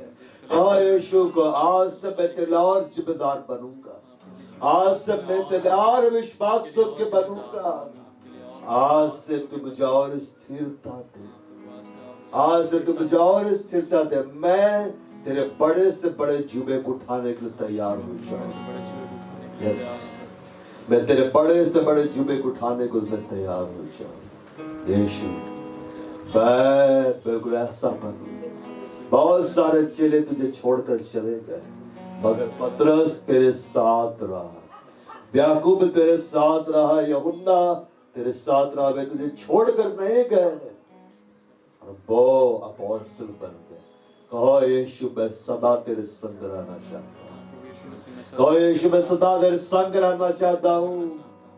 सदा मैं तेरे संग रहना चाहता हूँ। एक सेवक के समान मैं तेरे संग रहना चाहता हूँ। कहो यीशु आज से मैं तेरा सेवक हूँ, आज से मैं तेरा सेवक हूँ यीशु मसीह, आज से मैं तेरा सेवक हूँ। वो सेवक का अपने ऊपर कुछ अधिकार नहीं होता है, दास का अपने ऊपर कुछ अधिकार नहीं होता है, बाबे का अधिकार होता है। कहो यीशु आज से तेरा अधिकार मेरे ऊपर बढ़ता जाए, आज से तेरा अधिकार मेरे ऊपर बढ़ता जाए। मेरी इच्छाएं शून्य होती चली जाए, तेरी इच्छाएं मेरे में पूरी होती चली जाए। मेरे प्लानिंग शून्य होते चले जाए, मेरी योजनाएं शून्य होती चली जाए, तेरी योजनाएं मेरे पूरी होती चली जाए। आज से जो मैं चाहता वो नहीं, बल्कि जो तू चाहता वो मेरे पूरा हो, क्योंकि तू मेरा स्वामी है। अब मैं तेरा दास हूं। यस बामन भाषा बोले बड़ा हुंदा मेडी बड़े बड़ा खदरी लाहिया बेरे बेला बेरु बड़ा बशम बड़े बड़ा खदरी बड़ा बेरे बले बेरिम बड़े बड़ा कदा बसम बड़ा बूरे बला बशम बड़े बड़ा कुदरी ला जी बड़े ला माड़ा कुदरी ला बड़े बड़ा कदा बसी बड़े बुद्र ला नी बड़े ला माड़ा बुद्र ला बड़े दी बड़े ला माड़ा खंद ला बड़े बा जी बेहा सिंबरी मास्टर लाबे बाड़ा खोरे बाला बा सिंबस्तर लाबे इंद बेड़ा बाड़ा खंदर लाबे जी बड़ला मोड़ कंदर लाबे जी बाड़ा बा संबड़े बा बाड़ा बूदर लाहिया बारे बाला बा शंबड़े बा बाड़ा बा दबे संबड़े बा री बाबा हंद बेरु बात आबे संबड़ा वो यीशु के नाम पे मैं कहता हूँ एक कलीसिया नम्र होते चली जाए, प्रभु का आत्मा एक एक को नम्र बनाए, पवित्र आत्मा एक एक को नम्र बनाए। वह हर घमंड की बातें हटते चली जाए, हर वो बातें जो परमेश्वर के अधीनता खिताब में है वो हटती चली जाए। यीशु मसीह के नाम में कहो हर वो बातें जो परमेश्वर की महिमा खिताब में है, परमेश्वर के आदित्य खिताब में है, यीशु मसीह के नाम में नष्ट हो जाए। कहो घमंड की बातें मेरे अंदर से हट जाए, यीशु मसीह के नाम में आलस्य की बातें मेरे अंदर से हट जाए, यीशु मसीह के नाम में। कहो मैं यीशु मसीह के नाम में और सहनशील बन जाओ, कहो मैं यीशु मसीह के नाम में और आज्ञाकारी हो जाओ, कहो मैं यीशु मसीह के नाम में और स्थिर हो जाओ। आज से प्रभु का आत्मा आपके जीवन में और ज्यादा कार्य करना चला जाएगा। आज से प्रभु का आत्मा पवित्र आत्मा आपके जीवन में और ज्यादा कार्य करना चला जाएगा और वो यीशु के द्वारा दी गई जिम्मेदारियों को और लेने में आपकी मदद करेगा। जैसे यीशु मसीह ने कहा जब पवित्र आत्मा आएगा तो वे सारी बातें सिखलाएगा, अब आपको सिखलाएगा कि यीशु के दिए हुए जुबे को कैसे अपने कंधे पर रखना है और वो यीशु मसीह के साथ परमेश्वर के वचन के साथ सहमत होने में आपकी मदद करेगा। और जैसे जैसे आप सहमत होते जाएंगे वो जुबा वो बोझ और सहज लगेगा और हल्का लगेगा और जैसे जैसे आप नम्र होंगे अब और महिमा के भागीदार होते चले जाएंगे। प्रभु हम आपका धन्यवाद करते हैं, सारी महिमा आदर प्रशंसा आपको देते। सुनिए ग्रहण करें स्वर्ग में यीशु मसीह के नाम में आमीन। और हमारे प्रभु यीशु ख्रिस्त का अनुग्रह, परमेश्वर पिता का प्रेम और पवित्र आत्मा की सहभागिता अब सबों के साथ सदा सर्वदा प्रभु यीशु मसीह के गुप्त आगमन तक बनी रहे। आमीन। Praise the Lord.